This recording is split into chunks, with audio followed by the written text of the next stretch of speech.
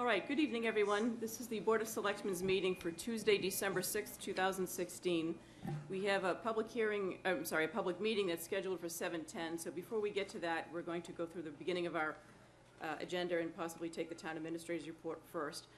So we'll call to order, and we have no minutes to approve tonight.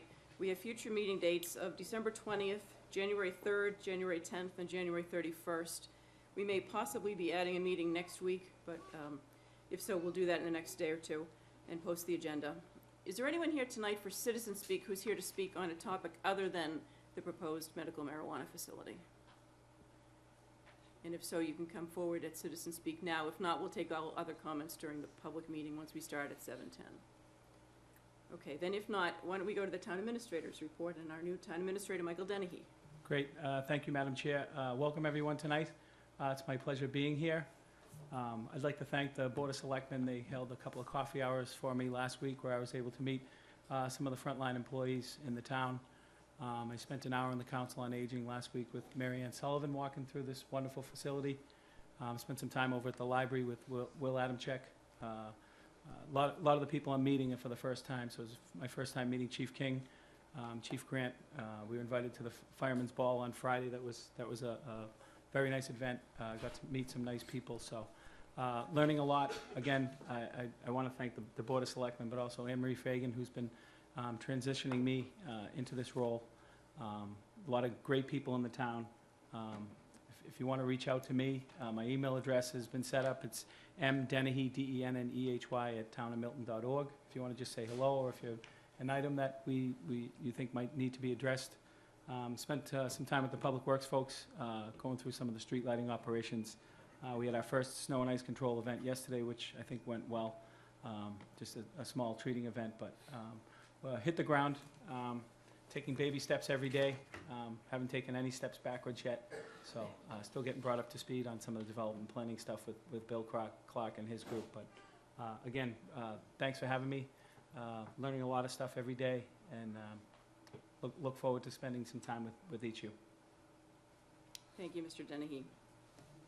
And it's just about 7:10. So we are going to start our public meeting, which we have a lot of people here for tonight, and this is regarding New England Patient Network's proposal for medical marijuana facility. I'm going to start with some brief introductory remarks to let people know a little bit of background and how we're going to proceed tonight. And we'll have a presentation, and then we're going to take public comments. So this is a public meeting on a request that the board has received from New England Patient Network, Inc. for either a letter of support or a letter of non-opposition to its application to the Massachusetts Department of Public Health to operate a medical marijuana dispensary at 98 Adams Street in Milton. 98 Adams Street is known as the former Swift Hat Shop building. And we'll begin with some brief background. In 2012, Massachusetts voters passed ballot question 3, which decriminalized state laws regarding the use of marijuana for medical purposes. In the town of Milton, the voters passed ballot question 3 by a substantial margin. In May of 2014, the annual town meeting voted to amend the zoning bylaws by adding a new subsection O to section 3, which governs medical marijuana facilities. Under the bylaw, the planning board is the special permit granting authority for medical marijuana facilities. The bylaw permits the planning board to issue a special permit for a medical marijuana facility only in a business district, not in a residential district. The bylaw contains many other requirements and restrictions for medical marijuana facilities. As many know, last month, Massachusetts voters passed a ballot question that decriminalizes the cultivation, distribution, and use of marijuana for recreational purposes. In Milton, a majority of the voters did not support ballot question 4. The Planning Department will discuss with the Planning Board the possibility of submitting to the May 2017 annual town meeting a warrant article that would impose a temporary moratorium on recreational marijuana establishments, and that's something similar to what we did in 2013 for medical marijuana before we enacted a bylaw the following year. The Massachusetts Department of Public Health requires an applicant that seeks to operate a registered marijuana dispensary to obtain a letter of support or a letter of non-opposition from the municipality in which the RMD would be located. The question for the Board of Selectmen is whether to issue a letter of support or non-opposition to New England Patient Network that would allow it to submit an application to the Massachusetts Department of Public Health. If New England Patient Network were to receive DPH's approval, the next step would be a special permit from the plan, to seek a special permit from the planning board. That process would involve a public hearing. It is entirely within the Board of Selectmen's discretion whether to issue a letter of support or non-opposition. Each member of the board has met individually with Attorney Valerio Romano, counsel to New England Patient Network, and Julia Sokol and Nicholas Spagnola of New England Patient Network to learn about the proposed dispensary. The Board of Selectmen scheduled tonight's meeting for the purpose of allowing Milton residents an opportunity to hear the presentation and to provide comments to the board that will help us make a decision on New England Patient Network's request. The Board of Selectmen believes that transparency and public comment on this matter are very important. We have received a number of emails and calls from Milton residents. We will begin tonight with a presentation by New England Patient Network.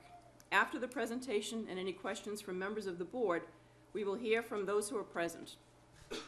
We have many people here tonight, and we'd like to give everyone an opportunity to speak.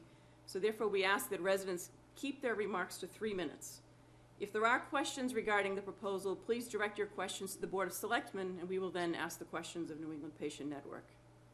If you have not yet signed up to speak, we have some sign-up sheets here at the front of the room on this table, and we ask that you come up and put your name and address, and what we will do is when we get to the public comment portion, we will call the names in order. I have one sheet with 10 names on it.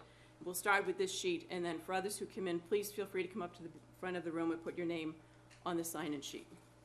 So with that, we'll turn it over to Mr. Valerio Romano, and anyone from New England Patient Network who would like to come up and join us. And again, the microphones are for the television, but please speak up so that the people in the back of the room will be able to hear you. Good evening. Good evening, Madam Chair, members of the board. Good evening. I'll start. Good evening again, Madam Chair, Board. My name is Julia Sokol. I'm the CEO of New England Patient Network. I just want to start with a kind of brief overview and then pass it on to our attorney, Valerio. NEPN understands the many stakeholders and potential impacts to the town of Milton and everything that must be evaluated in making a decision to cite your first RMD. And for those who don't know what that is, that's a registered marijuana dispensary. Over the coming weeks, our goal is to engage in conversation and listen to feedback from all the stakeholders involved, and then come back again and make a final proposal, taking into consideration everyone's comments that we're going to hear today. NEPN's mission is to consistently produce high-quality marijuana for medical use by qualified patients in the Commonwealth of Massachusetts. To accomplish this, we've selected and assembled a well-rounded executive team that has knowledge in providing safe access to medical marijuana while executing on the core business practices that have made it successful across many different industries. We've already received a provisional certificate registration from the Department of Public Health to site and locate a facility in the town of Deerfield, which is in Western Mass, for those who don't know.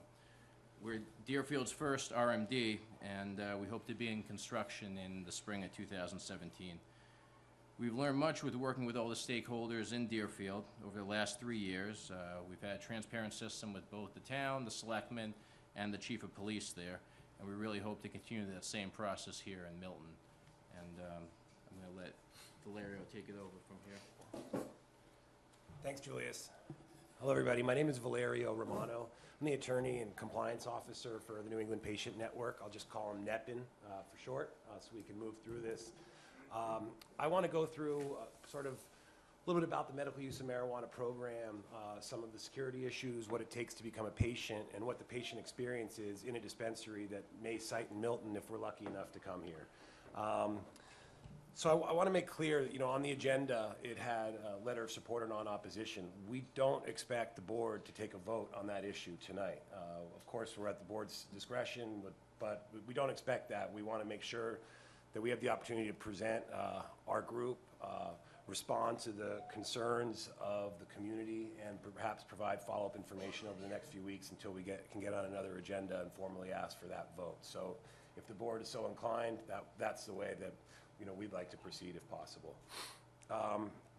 So I had seen some social media and some press leading up to this, and I think it's valuable to look at that, particularly because a lot of it had to do with adult use of marijuana, what question 4 was last month on the ballot.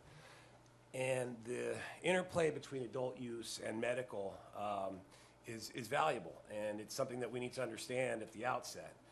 New England Patient Network, NEPN, is here to cite a medical marijuana dispensary. This is not about adult use or recreational, non-medical, whatever we want to call it. This is only about medical.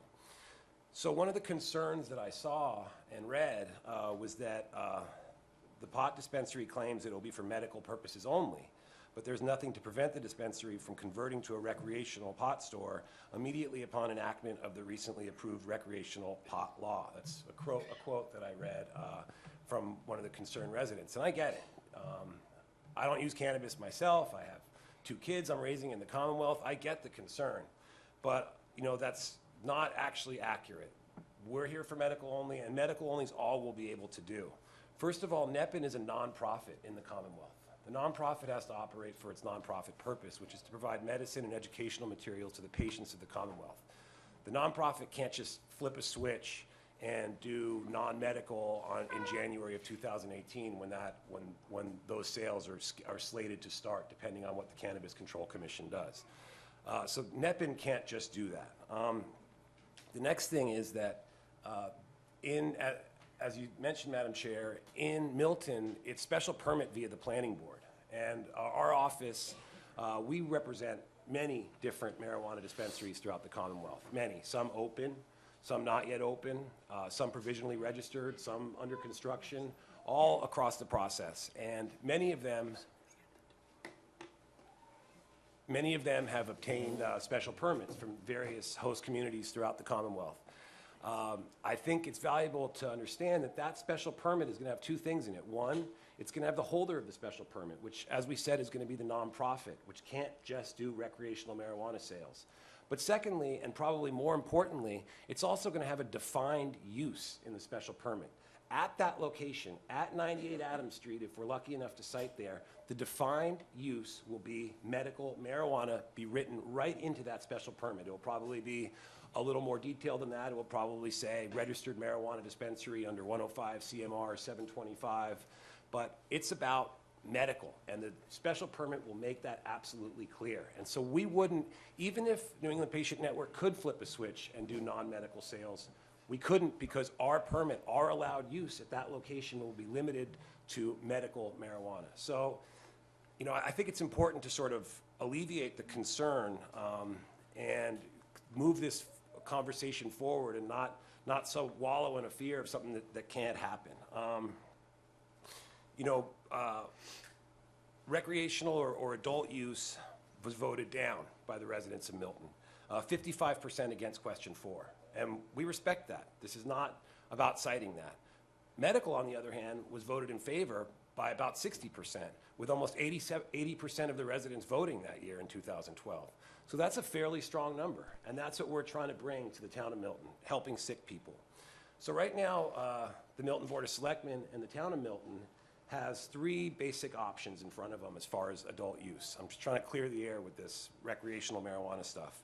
One, under the ballot initiative passed by the voters, the Act to Tax and Regulate, the voters can come in, and it's got to be a popular vote, can come in and vote to prohibit adult use in Milton. So you can do that. You can come in at annual town meeting. I don't know if, and I apologize, I don't know if you have representative town meeting or just, you do. So you wouldn't be able to do it at annual town meeting. You'd have to call a special vote because it would have to be an actual popular vote.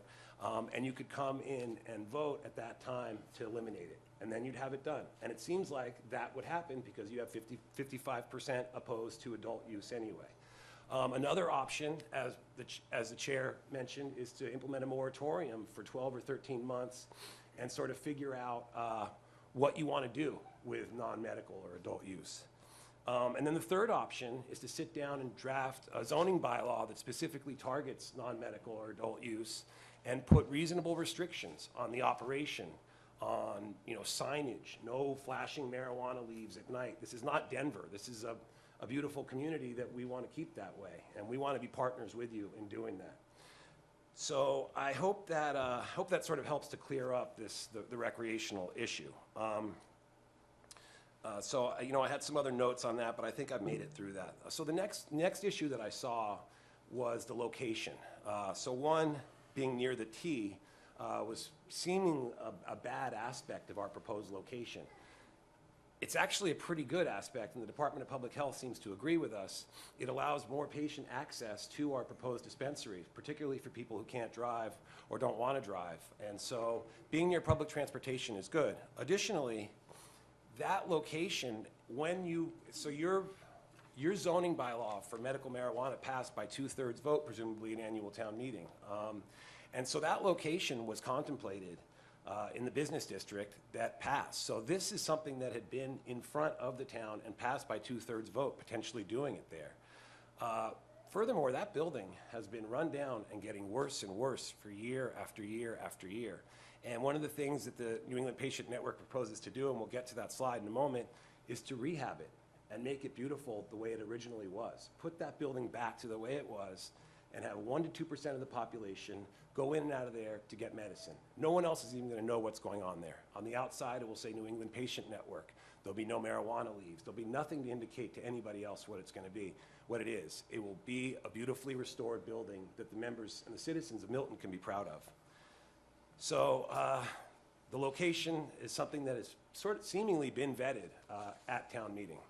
Finally, and I'm just going to touch on this very briefly, we have a beloved member of our team named Michael Bennett. And if you get to know Mike, and he's here, and he'd answer questions from the public as well, he is one of the sweetest, most genuine people you get to know. You will know. He's a fantastic person. He's an employee at a club in Boston that's been circulated, and as a reason why this isn't a good group for Milton. The 15 LaGrange LLC is not a partner in New England Patient Network. One of their employees, a manager, who wants to leave that business and put his security skills to use in that highly regulated industry that he was in before. He wants to leave that business and help sick people in the Commonwealth. And that's what he's trying to do. And I hope that you have the opportunity to ask him questions, because he is a sincere, genuine, wonderful person, and he's not somebody who's going to be a liability to the New England Patient Network, but instead he's a true asset. And we really appreciate him being part of it, and I hope you get to know him the same way. It's not 15 LaGrange LLC that's doing it. Mike is a reserve deputy with the Worcester County Sheriff's Association. He is a family man. He has 2 kids. He's a great guy, and he's an asset to us. And we're looking forward to siting and getting opened, at least in Deerfield, and hopefully in Milton, and having Mike be part of our team full time. So those were the comments that I found online, and I just thought it was worth addressing those real quick. I want to run through the PowerPoint briefly. Julius was able to speak. You know, members of the board, do you want me to, I think I circulated some paper ones, but I can give you some paper ones. Floor plans, do you need these? No, I don't need those. They're Thank you.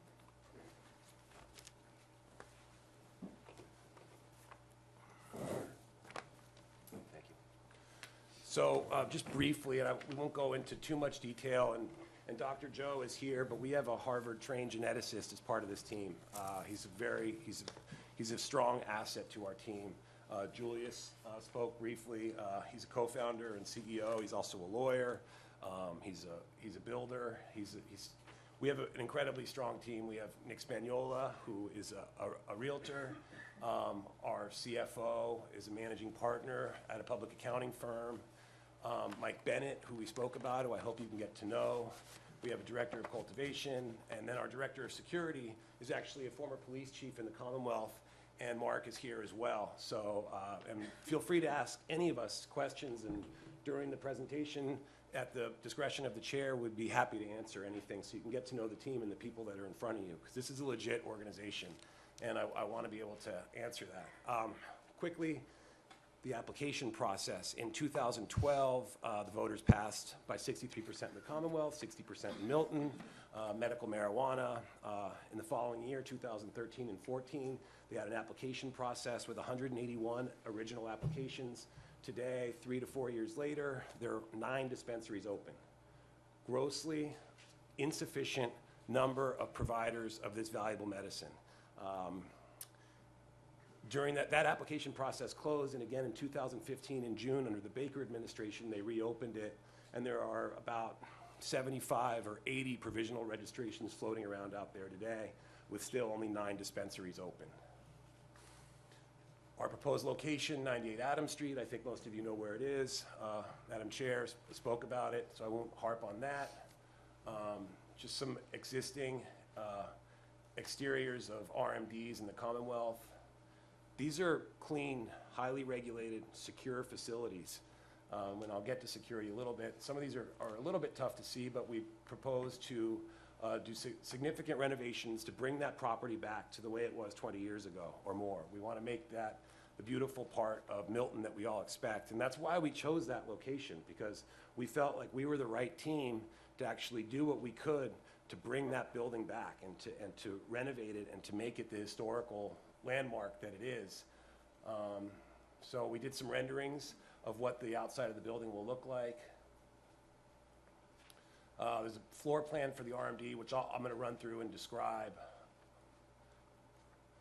So, security. This is, so in the Commonwealth, this is very unlike a lot of other medical marijuana programs. I'm also an attorney in California. I live here now. I've lived here for years, raising my kids here, but I'm also an attorney in California.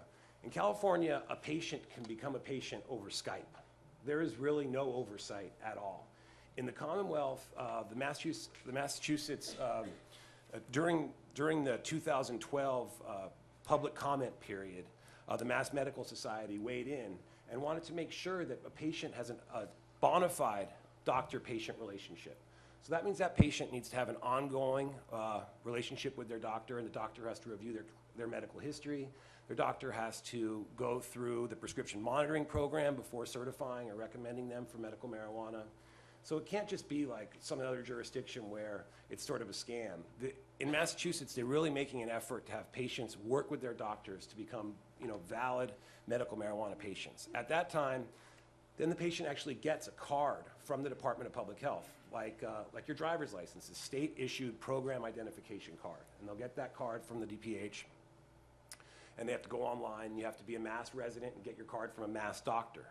At that time, you'll be able to go to a dispensary, finally, after you get that card. When you show up to a dispensary, from the outside, you have to show your card before they even let you into the dispensary, before you can get even in the first door. You'll get in that first door, and you'll be stuck, in a sense. You can exit, but you can't go in. You'll be stuck in a man trap or a sally port. At that point, you show 2 forms of ID, your program ID card and a driver's license or a passport, and they're going to do a few things with that. They're going to check that you are who you say you are. Then they're going to check that you're still a valid patient. Then they're going to check that you haven't purchased your legal limit at another dispensary in the last 60 days.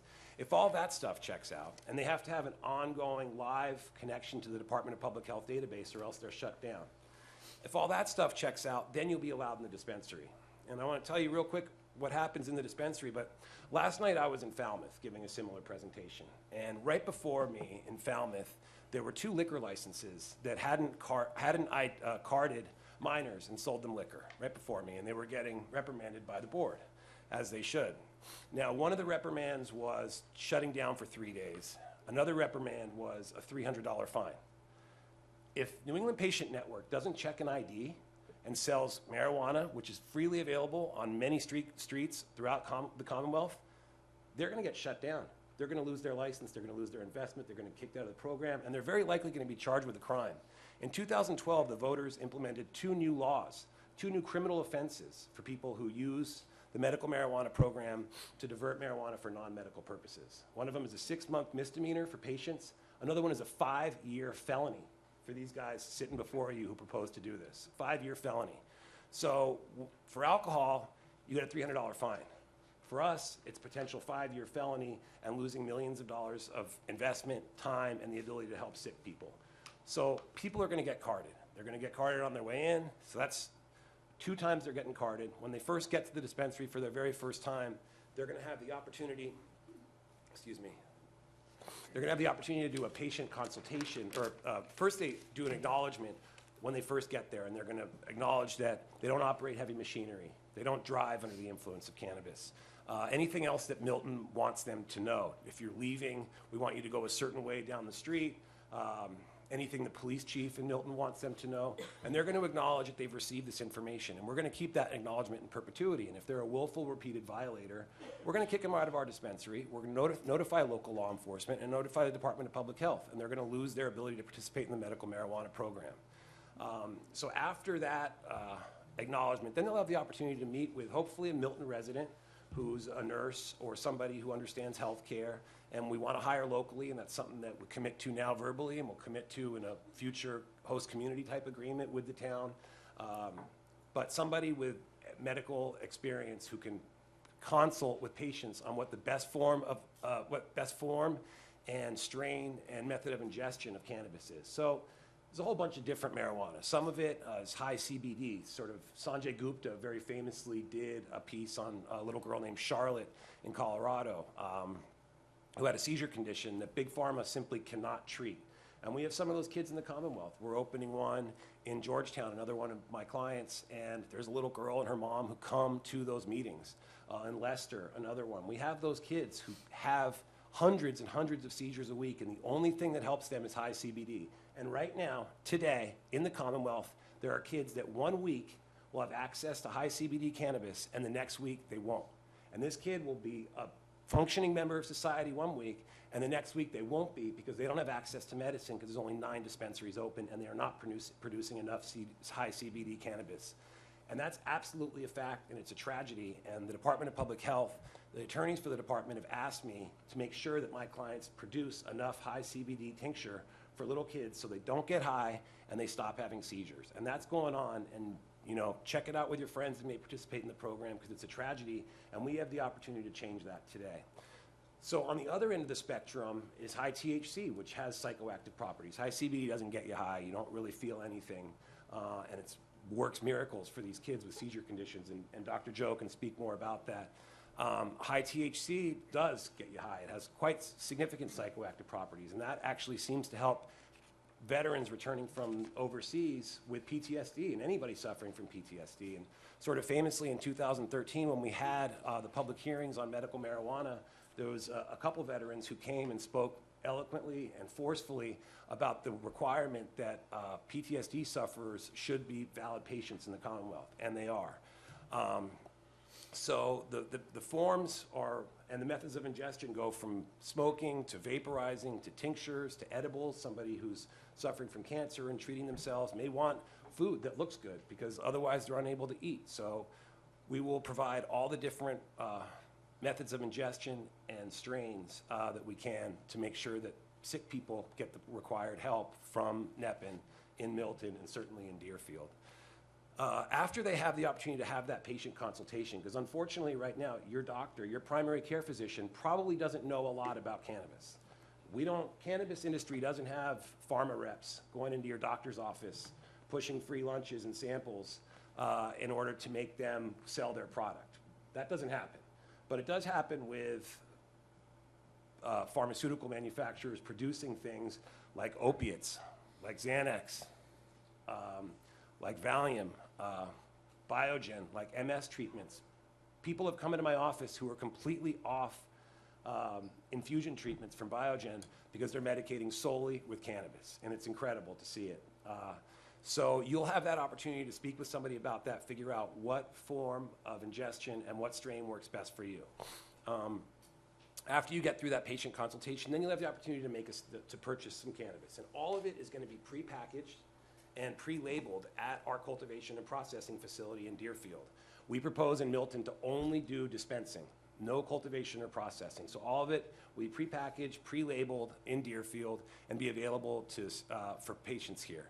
When you want to buy some cannabis from a dispensary in the Commonwealth, it's just like a jewelry store, really. The person working behind the counter, you say, well, let me look at that. I want to look at that label and see what's in there. They'll open up the counter, they'll take it out, they'll show it to the patient or their caregiver, and they'll read the label. I want to look at that other one. That's not exactly what I want. You put it back in, they'll open another counter, and they'll show it to you. And finally, if you decide that you want to make a purchase, you make a purchase, and they're going to check your ID for a third time.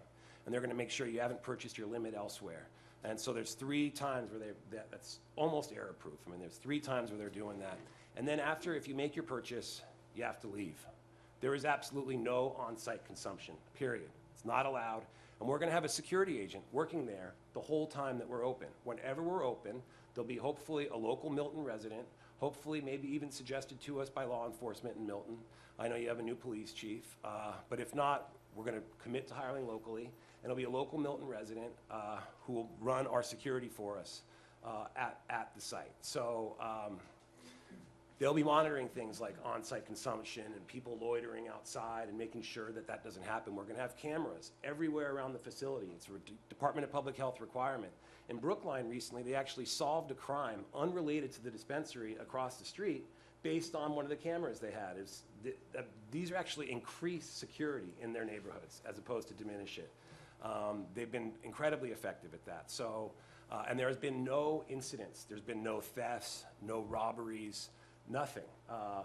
There was one driver who left New England Treatment Access in Brookline and actually, unfortunately, hit a cop, a state trooper, I think it was. And it was horrible and tragic. But it wasn't because of medical marijuana. It was because the guy was driving 100 miles an hour. And so that's the only incident that's happened in the Commonwealth. So they'll have to leave. Purchases, we have a bank account with Century Bank. They take, we take plastic now. We can take debit. This is not a cash-only business where we're storing tons amount of cash.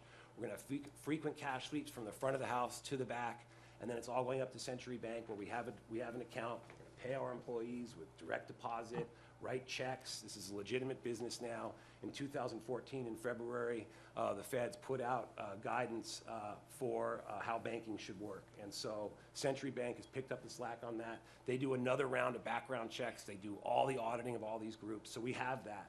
And so that adds to the security and the legitimate nature of this business. Okay, so security.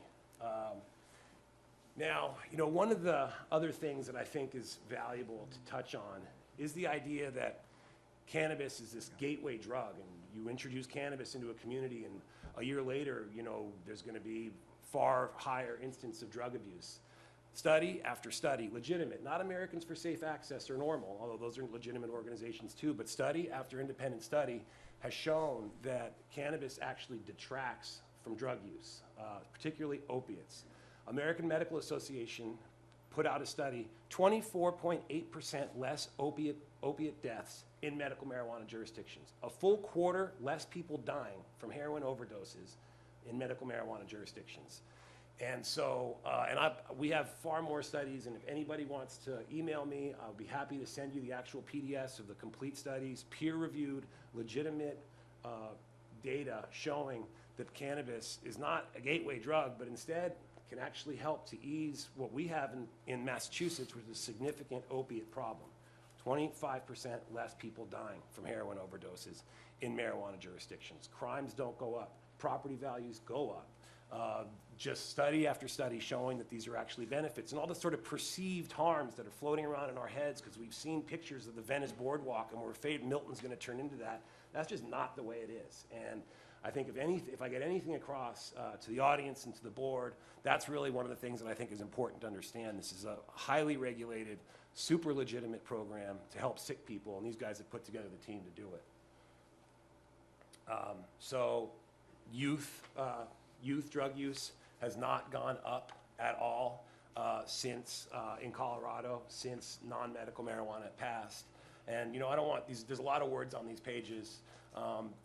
1,826 fewer doses of painkillers in a given year in medical marijuana states. I mean, just over and over again. So what are the benefits to Milton? I want to start at the top of this because the chair spoke about this letter of support or non-opposition requirement. So not today, although today, but right now, in the near future, there is this application requirement for this letter of support or non-opposition. It is not a regulatory requirement. So 105 CMR 725, which is the CMR for the medical marijuana program in the Commonwealth, does not require NEPIN to get a letter of support or non-opposition. But the Department of Public Health today, as an application requirement, does ask us to get this letter of support or non-opposition. That letter of support or non-opposition is largely the reason we're here in front of you, because it's completely discretionary of the board. If the board says, no, we decided not to provide you the letter, then we're gone. We're not going to push it. But I do think that the Attorney General at some point is going to say, well, this is law, and you can't have moratoriums, and you can't use the letter as a way of banning it. But it won't be NEPIN who pushes that. We're gone. But next month, or 6 months from now, or a year from now, when that letter of support or non-opposition requirement is gone, there's no host community agreement. There's no promise to hire locally. There's no promise to continue paying taxes even though we're a nonprofit. We're not a public charity right now, but we could eventually become a public charity. We are a nonprofit under Massachusetts law, Chapter 180.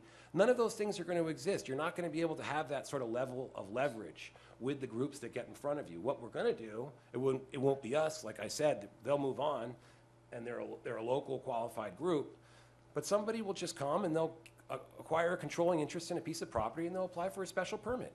And that's just like any normal business would cite. And they'll go through your special permit criteria that the voters passed by 2/3 at town meeting. So, but if we can act on this in the near future before the Massachusetts Patient Advocacy Alliance eliminates the letter of support or non-opposition requirement because they feel that it's stifling patient access, and frankly, they might not be wrong about that. These are some of the benefits. So we're gonna hire locally. And these are good jobs. They're not just regular full-time jobs, but they're also jobs with benefits. We have to pay $500 per employee to the Department of Public Health annually. And every time we turn over an employee, we have to pay that too. We have to do $350 of background checks, state, federal background checks, Corey, for every one of our employees, for volunteers. In one of my groups in Georgetown, we have a volunteer who wants to do Facebook stuff for us, and we have to get that person background checked. Everybody is thoroughly background checked in these organizations. So we're going to hire locally whenever possible. There could be some senior management that is going to be part of the initial team and that we might find from outside with the requisite experience. But other than that, we'll commit to hiring locally. We will enter into a host community agreement where there'll be actual payments to the town, where we're going to promise to continue paying property taxes, where we're going to work with law enforcement on every one of our security plans, continue paying property taxes, regulation. So no matter what, there's going to be cannabis, medical and non-medical, coming into Milton. Right now, there's something called a hardship cultivation registration that any patient or their caregiver can get with the Department of Public Health. You don't have to do anything to get that. The DPH right now, because there are so few dispensaries, isn't really requiring any particular application process or keeping track of it. Basically what I'm saying is that any patient can grow cannabis in their homes, totally unregulated. To the extent that that the ballot initiative affects or doesn't affect that, we'll see what the legislature does. That ends. Local control. It's coming here anyway. You might as well get the benefit of it and make sure that the operator's doing a good job. And then what I think is most important is access. We're going to give access to local sick people. We're going to give access to cannabis patients who benefit from it. That's what we're going to do. That's what this is about. And finally, NEPIN is a responsible group. I urge you, I know there was some pushback about Mike, and I urge you to chat with him, but take a look at the groups. Take a look at the outside interests that aren't local Mass people, that don't have Harvard-trained doctors on their team, that take a look at the groups. This is a great group that's in front of you, and most of them are here to sit and answer any questions you might have tonight. So these are some of the benefits to Milton, and this is what we're looking for, is the letter of support or non-opposition. If we get that, we're not asking for a vote necessarily tonight, but if we get that, we still have to finish the DPH process. We still have to do special permit and site plan approval in Milton. We still have to work with the police department in Milton, work on a host community agreement. There's a lot of steps left. This is just sort of the beginning of the process for the network. And that's the bulk of my presentation. I don't know if you have anything to add, Julius, but I appreciate the board's time. And we're, of course, like I said, we're here to answer any questions that the public may have. Julius? I think you covered everything. I'd love to hear from everyone here. I see a full house, so in a rare situation, at least what I've seen in the real estate world, we have the entire team here. So any questions, the entire management team is here to answer them. I think it might be helpful if, you said you have your people here, maybe if you could just introduce them again, have them stand up and turn to face the crowd, just so that people know who's who and might be able to, again, we're going to have people ask direct questions to the board, and then we'll ask for answers through NEPM, but so people know who they're asking questions of. Sure. We have Mark DeGiacomi, who's our Director of Security, former police chief in Shelburne, Massachusetts. Nicholas Spagnola is our Community Relations Director, and next is Joseph Thicoria, our Chief Medical Officer, and Michael Bennett, who's our Chief Operations Officer, who we've touched on already. So, open the floor, I guess. Okay. Would you like us to sit down? The public will come up here and speak? Yes, I think Yes. we'll need the microphones for that, Yep. so hopefully we might be able to, if there's another chair outside. Or if not, you could take one of those chairs over if you need an extra chair, because we'll have one person up at a time. Okay, as we said at the beginning, we have had people sign up. If you've come into the meeting since we started, please come up to the front table and add your name and address, and we'll call people up in order. The first name I have is Laurie Stillman.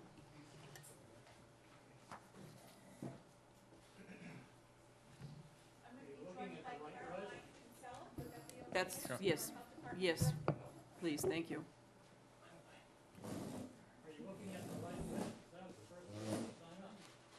I have you next, Mr. Collins.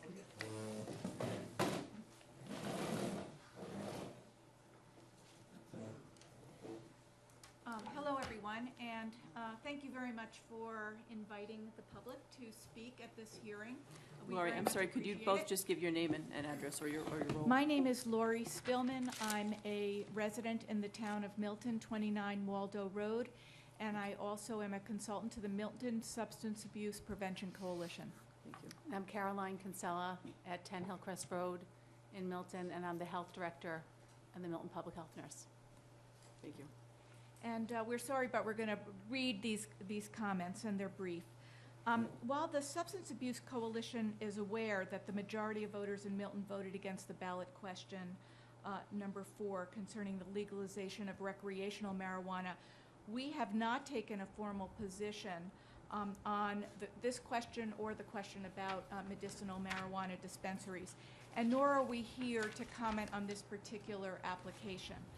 But we do think it's incumbent on us to share our expertise with the selectmen concerning what we know about marijuana and its impact on youth, with the hope that you'll bear this information in mind as you consider under what circumstances medical marijuana dispensaries and recreational pot shops are permitted in the town. It's important to keep in mind that 2 of the largest contributors to underage substance use are the ease by which kids can get access to these substances in the home and in the community, as well as low perceptions of health risks or physical harm. With marijuana becoming more available, accessible, visible, and now legal in a variety of contexts, we believe that this will serve to normalize its use and further the growing perception amongst youth that marijuana is not really harmful, including in a beautiful new building. Over recent years, there has been increasing scientific evidence about the way that drugs, including marijuana, can permanently impact adolescent brain development. It is not true that marijuana does not have deleterious effects, particularly on kids. In fact, statistics show that about 1 in 6 users who start using marijuana as teenagers become physically dependent, and that youth marijuana users are more likely than their peers to become addicted to other harmful substances. And the Surgeon General of the United States just last month released a seminal report on alcohol and drugs in the United States, and the report addressed marijuana, and it pointed out that THC, which is the chemical compound in question, disrupts the adolescent's brain normal functioning and can lead to problems studying, learning new things, and recalling events, and that frequent marijuana use in youth has also been linked to an increased risk of developing psychosis, that is, schizophrenia and bipolar disease as adults. Finally, there have been some disturbing trends in other states that have legalized marijuana in a similar way to Massachusetts that you should be aware of. For instance, fatal car crashes involving drivers who recently used marijuana doubled in the state of Washington after they legalized the drug, according to the latest research by the AAA Foundation for Traffic Safety. While medical marijuana dispensaries do have stringent regulations, It's yet to be determined how well these regulations will be monitored and enforced. From our experience with alcohol, we know that just because it's illegal to sell to children, it doesn't mean that kids won't find ways to get it. And in fact, in conversations with kids in the Milton Public Schools who said that they have been involved in underage drinking, most of it has been through use of fake IDs in retail operations. That's one of the major ways that they have gotten access to alcohol. The Youth Risk Behavior Survey, a validated survey by the Centers for Disease Control, was recently administered to Milton high schoolers, and it uncovered that 35% of our kids regularly use marijuana, and that's about a third higher than the state average. Of those Milton residents admitted to state rehabilitation facilities, 5% were from marijuana addiction, and they were all children. Students told us in our qualitative assessment that a growing number of kids are using weed and that they generally don't perceive marijuana as harmful as other illicit drugs. This low perception of harm, like prescription opioid drugs, which are also highly regulated, are easy to access in homes and in the community. All of this is to say that we hope that you will do your best to protect our town's children as you consider support of these applications, and when you may be required to eventually entertain them 1 year from now. Please consider every means to limit access and visibility of these facilities to our young people, as their future prospects are dependent on it. Thank you. Thank you. Thank you. Thank you. Next, we have Webster Collins.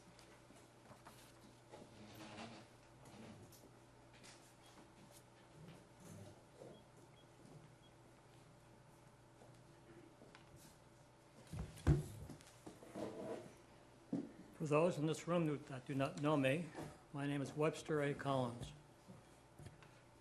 By profession, I am with the firm of CBRE New England, commercial real estate firm. CBRE is part of, New England is part of the world's largest real estate firm, CBRE. I'm here to speak tonight on the impacts on value of what we are talking about this evening. I would like to present three things. First, definitions from real estate texts that I have brought and will read from a report on this subject.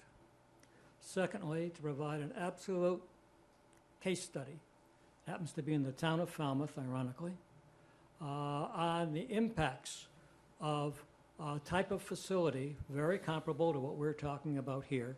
It's commonly called a drug and alcohol recovery center, very similar in physical use to what we're talking about here.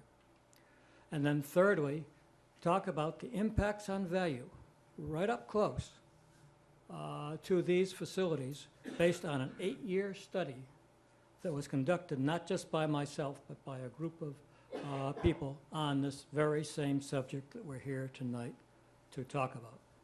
So let's begin. First, so I'm looking at a text called Real Estate Handbook, and these are basic real estate texts, and I want to lay a real estate foundation for what I have to say. One of the key words is homogeneous. In other words, uniform of like character or quality. But from a real estate perspective, it's got the following definition. The values of an area tend to be maximized when properties are homogeneous because unusual properties are likely to reduce the value of other nearby properties, which is the basic central issue to what we are talking about here tonight. Then to present other quotes, and these are appraisal type quotes. The first is what's called the principle of balance. And from a real estate perspective, the principle of balance means, quote, it holds that real property value is created and sustained when contrasting, opposing, or interacting elements are in a state of equilibrium. The equivalency of a drug or alcohol recovery center, which is my case study, came into a certain community, and we're going to talk about what the impact of that was on that community. Then next, another definition is nuisance. And nuisance is defined as a land use whose associated activities are incompatible with surrounding land uses. The third definition is stigma, an adverse public perception regarding a property, the identification of property and a condition that extracts a penalty on marketability and may also result in a diminution of value. The methodology that you're going to hear tonight in terms of the case study, it's the difference between the unimpaired and impaired values that result. I'll now Mr. begin. Collins, I'm going to exercise the discretion of the chair to give you a couple more minutes, but we'd like, because we have a very large crowd tonight, we want people to keep their comments to 3 minutes. I will So, shorten down my Thank you. comments instantly, although I could talk Thank for you. extensive Thank you. time on this, as you know. But the bottom line, cutting right to the core of what we are talking about here, the comparable is the Gosnell Miller House in Falmouth. It's a drug treatment rehabilitation center that went in 8 years ago. That particular property, we have conducted a study of properties up close within a half mile of that property, and then properties that are a mile away, and compared the differences in value between the two. Bottom line is there's a loss in value of somewhere between 15 and 22% on the worst case, right up against and close to this type of facility. That's point number one. But more importantly, point number two, and again, I'll be very brief on this, but after 8 years, you do demographic studies right around the site, and within a half mile, what has happened? People move away, decline in population. That is a very, very serious adverse impact that results from the creation of a stigma event in a local community. So to finalize, I would strongly urge the town of Milton and all residents of the town of Milton not to support what you have heard about this evening, and I will accept with great pleasure their decision not to go forward. Thank you. and Mr. Collins, could you just state your address for the record? I neglected to ask you that at the beginning.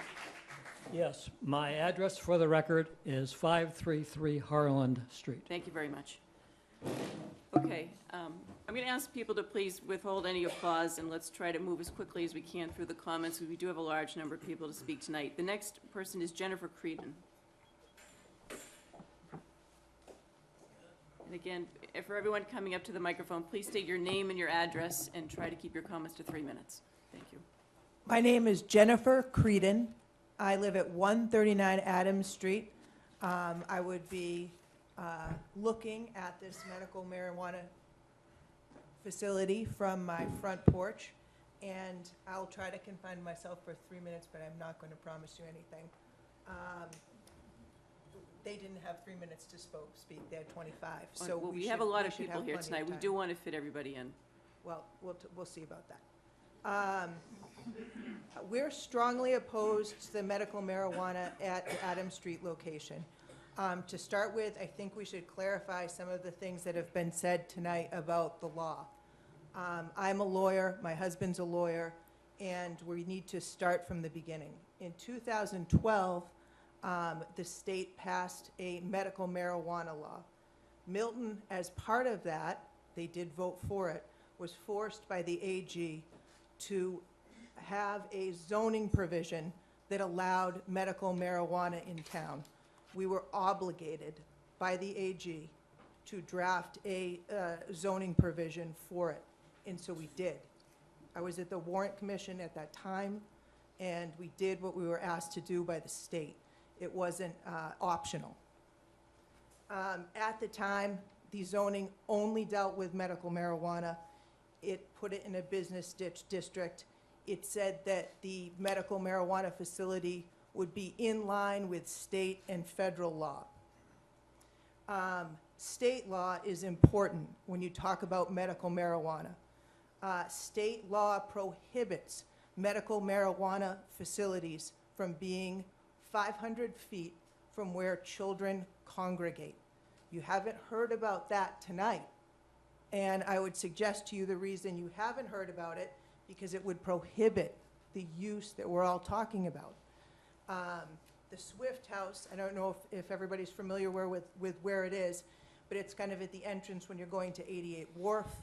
I live there. I look at that area all the time. You see children gather there to row crew.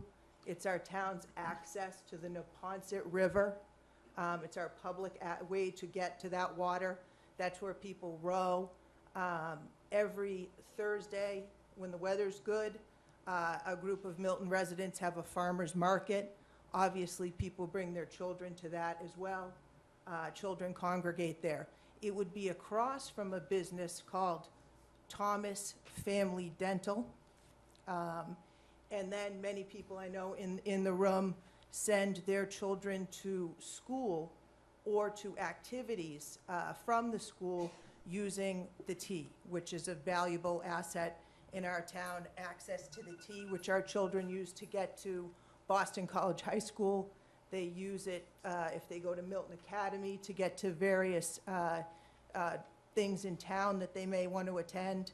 And so the T is a very important part of our town for our children as well. You'll also note in that area there is a park. It may be not designated as such, but it certainly is a park. It's quite lovely. I don't know if it's maintained by the 88 Wharf people, but I certainly, it is a place where a lot of activities in our town are launched, and a lot of them involve children.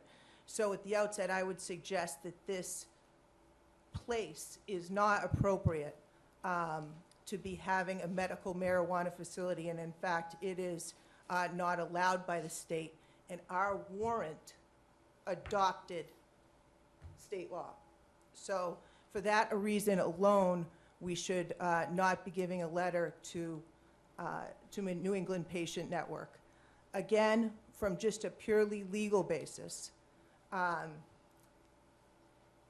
not-for-profit corporation can change to a for-profit corporation by vote of the board of directors.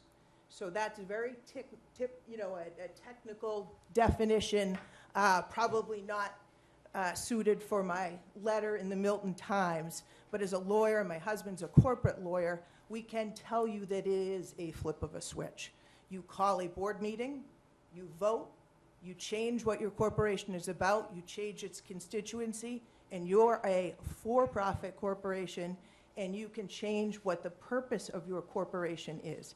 It's a simple vote of your board of directors. So it is a flip of a switch. Ms. So, Grady, you're over 3 minutes. I'll let you finish up, but please wind up your comments. okay. So again, I would like to have more than 3 minutes, but I'm being asked to stop. This is not the right time, people, or place for a medical marijuana facility. I strongly doubt that this is a medical marijuana facility. I think that it will be converted quickly into a retail marijuana facility. Even if it was run as a medical marijuana facility, you heard the safety precautions that have to go into that tonight. You didn't hear all of them.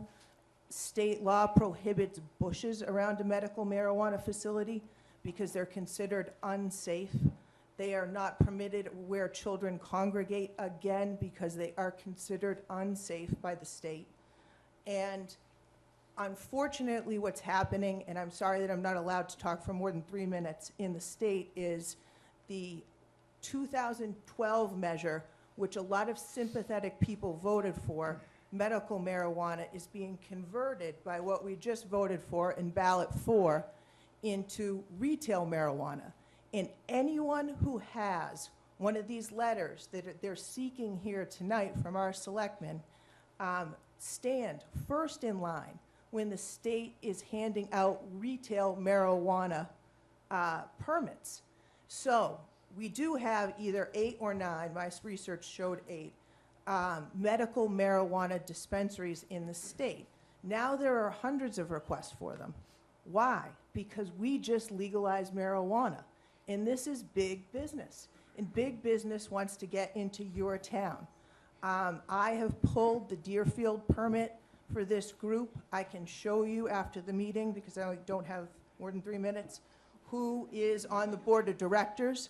I can pull the articles about the involvement they've had with drugs run at the Glass Slipper. I can show you how you take a board of directors vote and flip this immediately into a retail facility. And for all those reasons, I would ask that our selectmen not allow this project to go forward, that we work constructively with the owner of the property to come up with something at the site. I understand he wants to do condos before this, something that benefits our town, is more appropriate in our business districts in Milton, as everybody knows, are embedded in neighborhoods. They're not near the highway. They're not in an industrial park. They're right in our neighborhoods, and they need to be protected.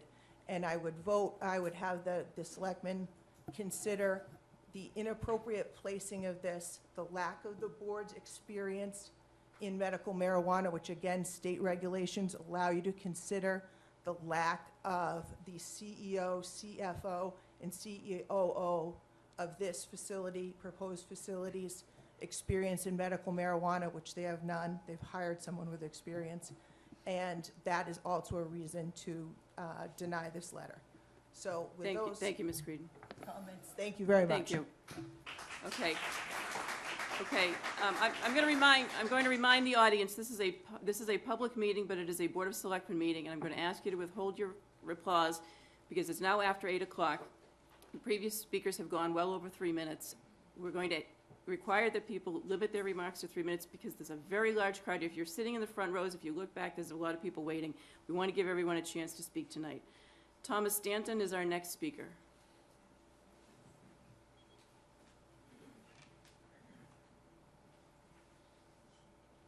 Good evening, Mr. Stanton. Thank you, members of the Board of Selectmen, everybody here tonight. My name is Thomas Stanton. I'm a resident of 88 Wharf Street, which is very close by. And I have to say at the outset that I think it will be a very unwholesome and unhealthy activity to put there. But I also have to concede that the selectmen may not have as much discretion in this as we would like to see. There are two things that probably have not been considered yet. One thing is, as you might know, the state law and federal law are in conflict on the issue of marijuana. It's still a federal law violation, the use of marijuana. And so far that has not been resolved.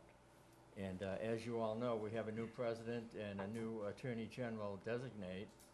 And this Jeff Sessions has a history of being tough on marijuana. So that part of the future is still to be decided. But one further thing that we have to consider is that in 2012, as you stated, the town of Milton did support the prescription medical marijuana. And in the 2016 election, the whole state voted for recreational marijuana. So now we have a situation where the medical marijuana is almost going to be superseded by the recreational marijuana. You'll probably see more recreational retail opportunities for people. And so who would go to all the trouble of going to a doctor and getting a prescription when you can go right down the street and get it recreationally? So if that plays out, probably a lot of people won't even bother going to this location. And when that happens, they'll probably be they'd probably have to go ahead and switch to recreational also, just to stay in business. So whatever discretion the board has, I just urge you to support the local residents. I think they're probably all opposed to it. Thank you very much. Thank you. Next speaker is Charles King.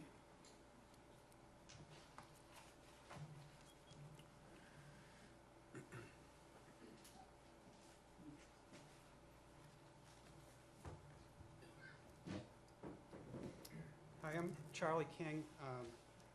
My family's plumbing business is located at 90 Adams Street. We're a direct abutter to the Swift Hat Shop. We're fortunate to have been in business in the village for almost 84 years. I have worked there for over 40. I have witnessed the hat shop's decline over that time. On that note, I think the restoration project would be beautiful and an asset to the area and the town. I do have concerns, though. I'm worried about the traffic and parking problems that would be generated by the proposed use. There is no on-site parking, and street parking is limited. I'm wondering if patients with various ailments could make it from the lower parking lot. There are 30 stairs to climb, the equivalent of 2 stories. Then it's still uphill from there to the proposed dispensary. My next concern is to make sure our day-to-day plumbing business operations don't get interrupted. We still make house calls and have to use the driveway continuously. I would ask the New England Patriot Networks and the selectmen to help formulate a provision to assure our driveway will remain open and no parking permitted during and after construction. My last concern, which has just been addressed, is does the fact that the high school crew team gathers on the parkland nearby violate the 500-foot rule? That's all I have, short and simple. Okay, Thank you. thank you. Okay. Next, we have Rich Bowe.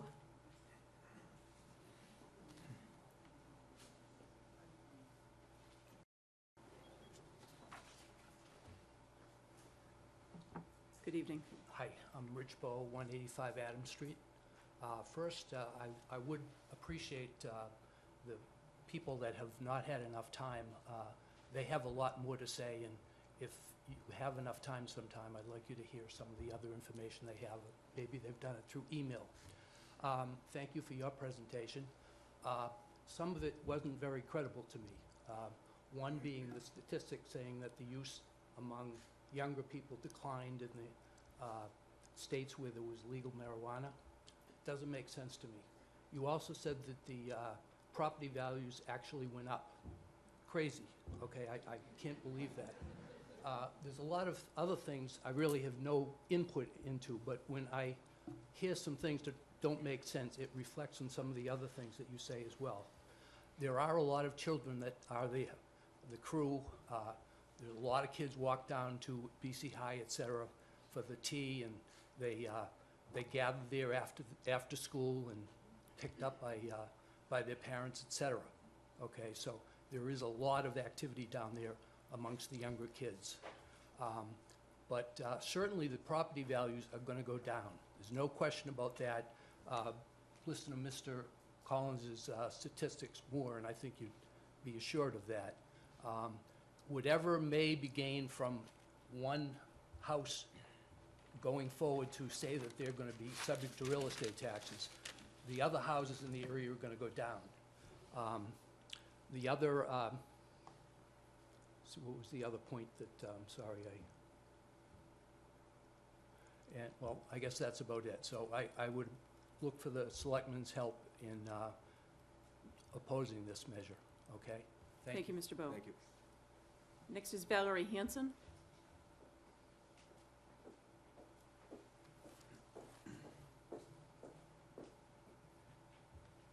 How do you Good do? evening. Thank you. Valerie Hanson, 24 Lincoln Street. I've been a homeowner here for 4 years. I am a medical marijuana user. For over the past 8 years, I've had 2 spinal fusion surgeries. I'm only 52. I have worked, have been employed in fixed income for 17 years. I go to work every day. I'm at my desk at 7:30, between 7:30 and 8 o'clock, and don't leave until 5:30. I take care of my home, the outside of my house. It is a daily struggle to wake up, to get dressed, to walk from my parking garage at New England Aquarium to my office on High Street in Boston. When I'm doing daily chores, it is a struggle. The only thing that has helped me is marijuana. I was given from the hospital after my second surgery, which by the way is a failed fusion. I was given opioids, and I had a psychotic episode on those opioids. I use a facility in Brookline. I would prefer, and by the way, Brookline Village, which I have a lot of experience because I used to live near there. Brookline Village, to me, is just like Milton, very vibrant, children everywhere. And everyone's been talking about children, but no one has talked about the adults, which is who this is for. It is medicine. I look at marijuana as I do with acupuncture, which any other naturopathic medicine that I've used. I am friends with cancer survivors and current cancer patients. I'm asking you to please support this. I would rather put my money here into the town that I am a taxpayer in and to the businesses. When I go to Brookline Village, whether it's before or after I go to the shop in Brookline, which by the way is a gorgeous facility, it's a rehabbed bank, it's absolutely beautiful inside. I go to a coffee shop, I go out to lunch, my money is staying in Brookline Village. I would rather put my money here in my own town. So thank you very much, gentlemen, thank you, I wish you the best of luck. Thank you. Thank you. Deborah Milbauer.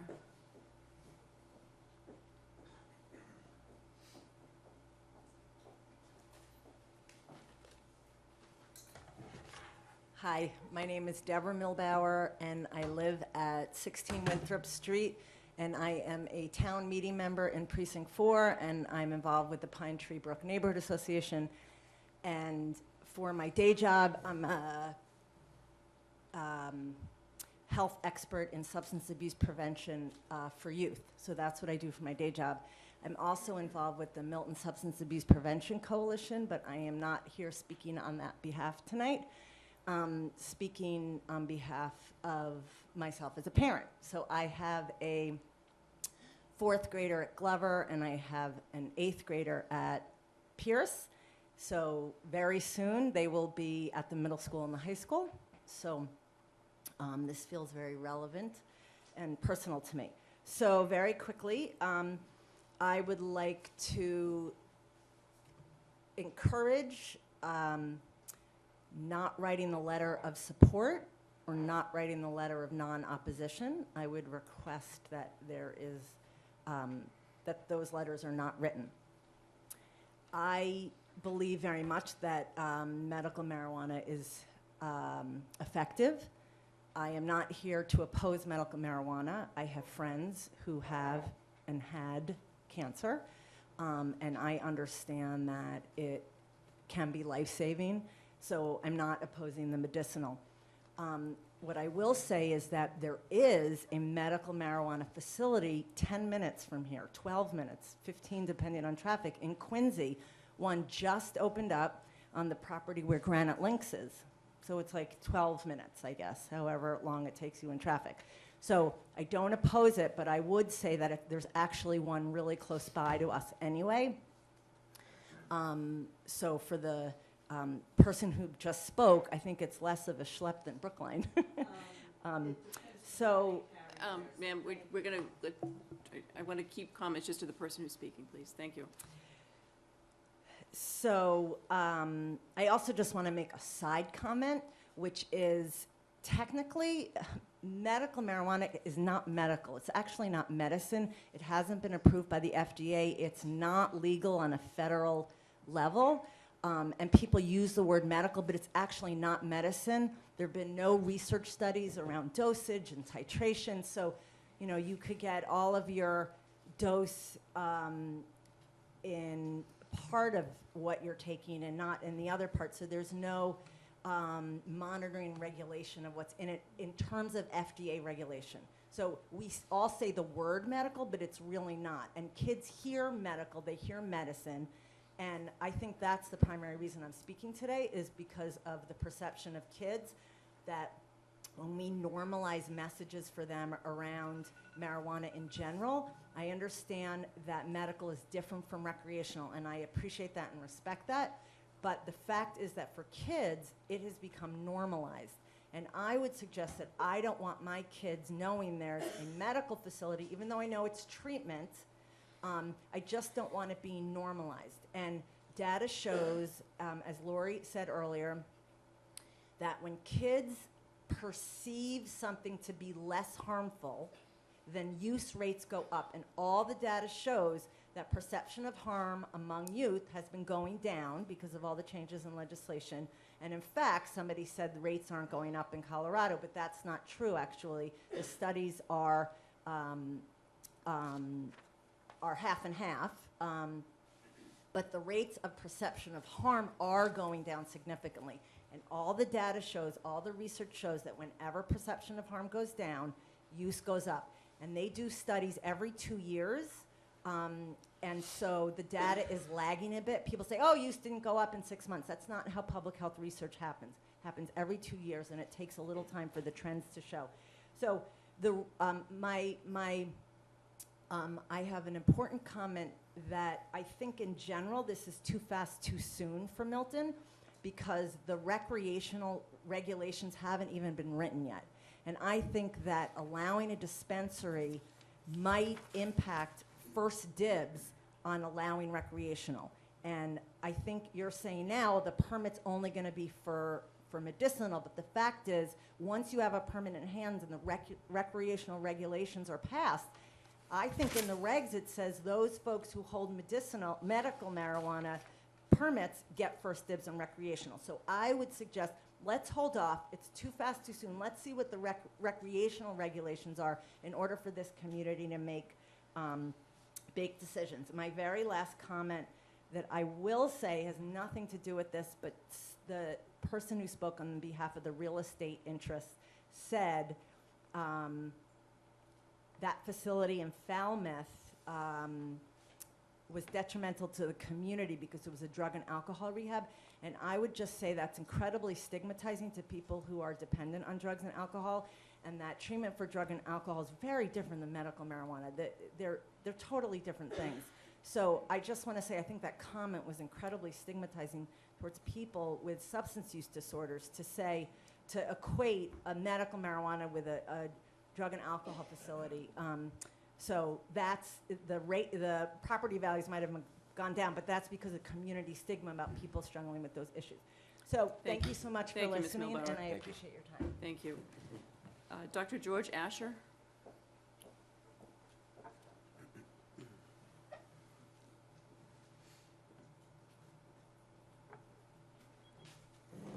Thank you. Good Thank you, evening. Madam Chairwoman. I'm George Asher. I am a Milton resident. My children and grandchildren, who are also Milton residents, would be the fourth and fifth generation of my family to live in this beautiful town. My day job is in investment management and investment banking. And very honestly, I would never invest in a company that gave a presentation like this today. Very simply because I can't see how they're making any money. But I can suspect how they're going to make money. And much of that is based on comments that have been made and observations that have been made by Attorney Creedon and Mr. Collins, particularly Attorney Creedon.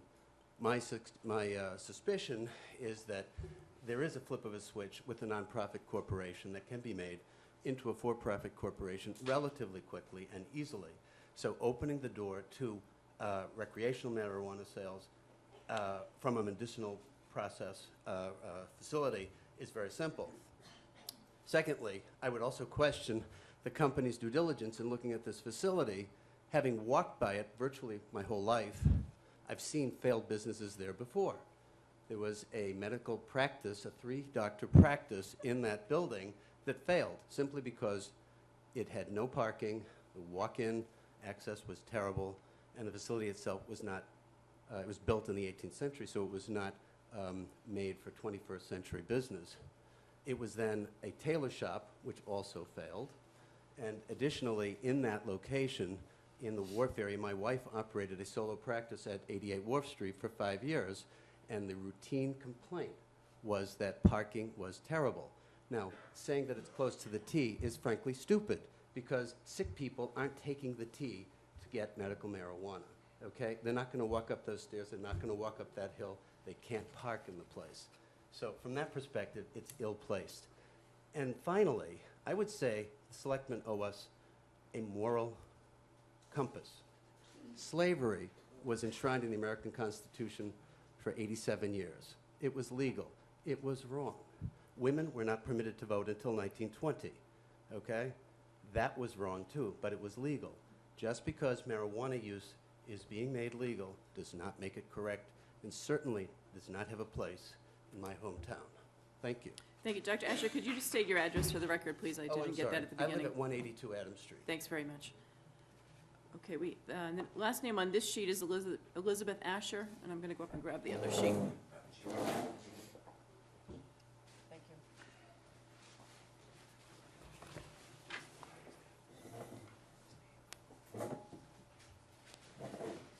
Good evening. My name is Elizabeth Asher. I'm a resident of 182 Adams Street. Thank you to New England Patient Networks for your presentation. I would ask a very important question here is, would the selectmen please ask this body if they are planning to purchase the property or if there is some sort of a lease agreement by which they're proposing to make all of these exterior changes. I walk past this facility every day en route to my commute using the T, and I can say that the path currently through the park that is brick is certainly not friendly to anyone who needs to use mobility aids. It is brick, it is silted over in places. There is a staircase which is certainly not accessible for anyone who uses a wheelchair. And I believe it is quite naive to expect that most of the patients will be using the T, since this is not the most friendly T stop for any patient to use. I would also ask that there be clarification. One thing in the presentation was not addressed was the expected volume of patients and the amount of time that they would be spending in the building. While we have heard a presentation about this facility being likened to a drug and alcohol treatment facility, I would argue, based upon what I've heard, this is closer to a pharmacy. And in a drug and alcohol treatment facility, usually the patients spend half an hour or more. I'm conjecturing here. But in a pharmacy type of facility such as a CVS, the length of time that individuals spend in the building is usually significantly less. We can expect, presumably based upon what we've heard, despite the large amount of time that the staff would spend in checking IDs, that this is closer to a retail facility. I will say, as a resident of Adams Street, on school days, there can be traffic backed up to Hutchinson Street, if not beyond, particularly during rush hour. I have seen car accidents occurring at the intersection of Adams Street, Randolph Ave, and Canton Ave. And the last thing that I would want to have happen to anyone, adult, child, patient of medical marijuana or not, is to be involved in a car accident. Certainly, this is not something that we want sick people to have to experience. So I would ask the selectmen to please have these issues addressed before they were to decide on a course of action. Thank you. Thank you. Next, we have Mr. Rene Ruiz.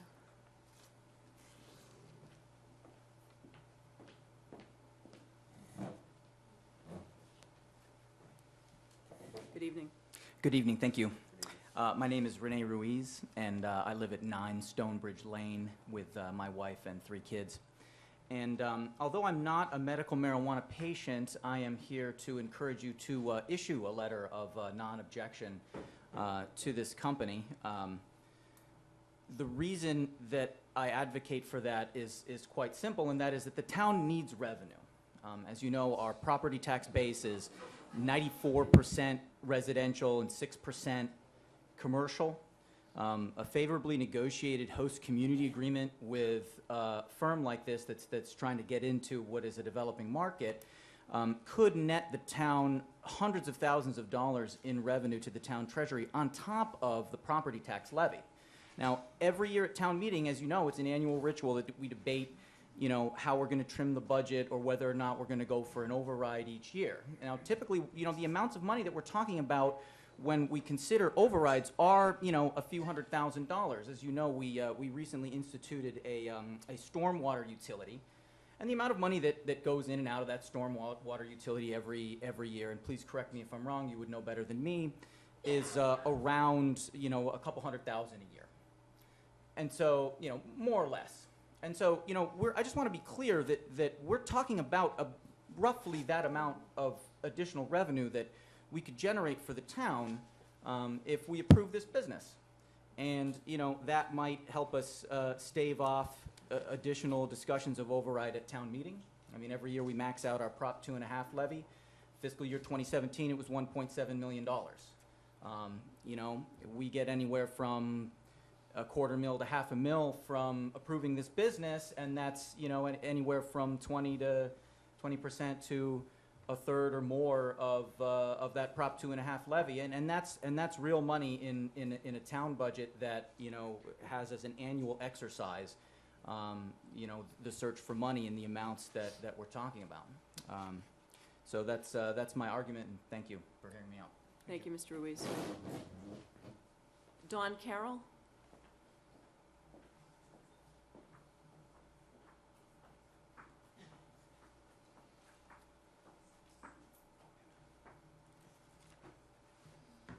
Good evening. Good evening. Dawn Carroll from 80 Whittier Road. And I have 5 children. My husband and I have lived there. I've lived in Milton all my life. I work in Milton and have my office on 424 Adams Street in Milton. Many good points were made tonight, things that I intended to say, but the town has, the people have voiced quite clearly, I think, the town sentiment, the community sentiment, that we are not in favor of a medical marijuana facility.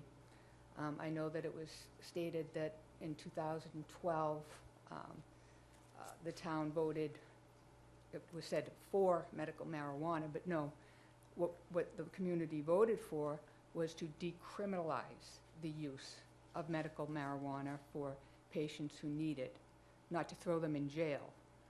We didn't vote in support of opening up a facility in our town to dispense and deal in this medicine. And I think it would be a huge mistake to do so for many of the reasons that were stated by people here today, particularly for our children, anybody who has teenagers. I know some people on the board have teenagers here. You know, in talking with, you know, even people within the Parks Department here, huge concern about what's going to happen to our youth when the use of marijuana, even if for medicinal purposes, is normalized. And anyone who's a parent, I think, can understand that. So you know, I've seen the commercials. I saw that Sanjay Gupta, you know, and I empathize for the people who do need and use marijuana medicinally and have good results of it, and the children that were referenced that had good results of it with it too. But, you know, I think Milton, you know, needs to think of Milton's children, and we need to put our community first, put our town first, and what's right for our town. And I haven't heard anything about, you know, a high percentage of children in the town of Milton that have a prescription for medical marijuana. I haven't heard anything about a high percentage of anybody in our community that have prescriptions for marijuana and the need for marijuana. I did hear that there's a place 10 minutes down the street where they can get, if there are, others in the community here that have a prescription and need it, where they can go and get it. But I don't see a demand in this community for medical marijuana, and I don't see a need to open up our town and our gates to other people to come into our community, use our roads, use our parking, bring in crime, jump off the T, attract our children to the use of it, and normalize it within our community. For that reason, I would ask that you do not support it, and that we also should,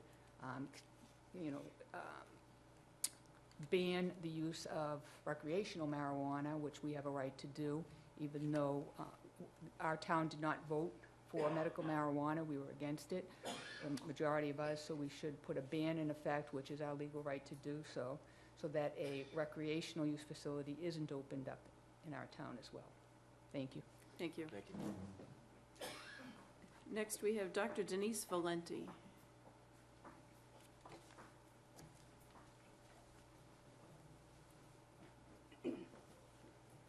Hi, Denise Valenti. My area of medical and clinical is cognitive impairment, sensory and visual systems. My area of expertise is impaired driving. This also includes cannabis impairment. Just some comments. One of the reasons I'm here is I live in very close proximity to the newly opened shop in Quincy. That particular group carefully looked at how they wanted to manage medicinal and sick patients. They developed products. They didn't have the same resources to bring in some of the products from Colorado. So no, they don't necessarily carry what's called something like Girl Scout cookies. That's a product that has a 20% THC and is intended to get you high. That's what some of the medical marijuana dispensaries carry in Massachusetts, not necessarily medicine. I think the shop in Quincy is an experiment, and we as the citizens of Quincy are living with that experiment, success or failure.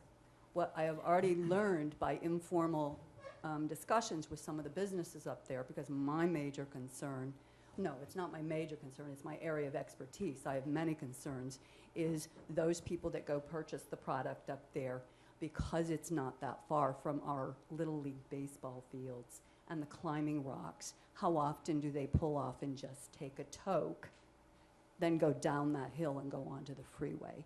The businesses there that can see what's going on are already telling me that's happening.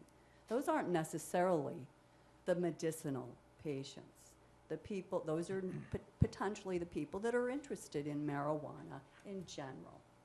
And there is no doubt that a group that holds a medical marijuana certification and license can convert. Now, they all are saying we're not interested, but you can already see the political movement, because it's organized within each state, for Nevada, which just passed in November, just like us. There's already the movement organized, the compassionate argument that we are going to have to wait 2 years for our rights to be served to have recreational marijuana. So there's already a campaign in Nevada. I see that's going to happen to allow more quick conversion of the medicinal shops to recreational. That's going to happen. And one way I personally, which is not a scientific method, but can predict which ones are going to readily convert, is if you just look at their menus and you see if the predominant products are recreational marijuana. High THC, really nothing in it that's going to help your brain, your cognition, your neurodegenerative disease processes, and that's the bulk of their products. Those are the ones that are going to convert immediately. And again, we have an experiment. We have a group that may, from what I've observed so far, be really, really, really good for the medicinal population that's already in Quincy. They're wheelchair accessible. They did that on purpose. When I just heard that this particular facility, how many steps did somebody say you have to get there? They're not looking for the medicinal crowd. That's my personal opinion. If you were, you would be looking for the person that has Parkinson's, for the person that has Alzheimer's, for the person that's in pain, has back injury, and needs the product. If they can't even walk up the stairs to your building, you're really not interested in them. You're just waiting for the license to convert. Dr. Valenti, I just want to clarify with the record, you're a resident of Quincy. I'm a resident Do you of have a connection with Quincy. Milton? Um, Do you have a business or anything, or do you work in Milton? No, I don't. Okay. I apologize if No, I I wasn't just- supposed just to be, wanted to but clarify simply whether- because I have, and again, we're already seeing the driving issue. Let me point out too, though, the state of Massachusetts is the only state, other than Maryland, that has medicinal marijuana and did not tax it with their sales tax. There's no money anywhere, any place to pay for the analysis of the products, the additional security that the state will need, and law enforcement. Any profits that you're going to be generating will have to be dumped immediately into public health issues, such as surveillance of the shop and the facility. It looks like parking is going to be a nightmare. And the extra law enforcement that will be required. And the other thing I want to point out, there is data that's all over the place. Research is research, and you can interpret how you like. But the data is showing in medicinal states, the youth driving, impaired driving goes up, and the youth rate goes up. That's in medicinal states, not just the recreational states. If you look at the use of marijuana, all you have to do is look at Colorado's emergency room visits, and you know there's an increased youth rate. With the conversion from medical products into dabbing, the marijuana community will tell you there have been no deaths from marijuana. That is absolutely not true. With the heavily concentrated products, there's cardiac risk, and there have been reported cardiac deaths. So it is a product. First, let's back off. I am for medicinal marijuana, absolutely. I think there's so much amazing use and progress we're making in treating disease with it. However, again, we have a quality facility that's an experiment that may fail and may be very damaging to my community where I live. But we already have a shop that's really in close proximity that's going to serve the needs. They're working closely to have products that are medicine. That may not make the recreational users that want to use it happy, but they're working on medicine. Thanks very much, Dr. Valenti. Okay, that's the end of the list of names we have, people signed up. Do we have, I know we have several people who came in afterwards, and I see a couple of hands, so anyone else who would like to speak, why don't we start with this lady, and then we'll go to the man over in the corner, and anyone else who would like to speak, please come up to the table and just state your name and your address for us. My name is Pat Westhaver. I live at 11 Winthrop Street. Thank you. Good evening. Good evening. I have no medical information. My whole reason for being here is the town of Milton is an historical town. And it seems we're getting another historical building. We're going to have the museum. An estate is going to be a museum. I'm assuming we are proud of our historical background and we would like visitors to come here. And I find it disrespectful to history to have an historical building turned into a medical marijuana dispensary. And as I said, I'm not a medical person, so I'm not sure about all the expertise these people are saying, but it seems to me if you have something medical, it should be in a medical facility, and I'm not sure why you can't have medical marijuana distributed in a medical facility. Thank you. Okay, thank you very much. Sir.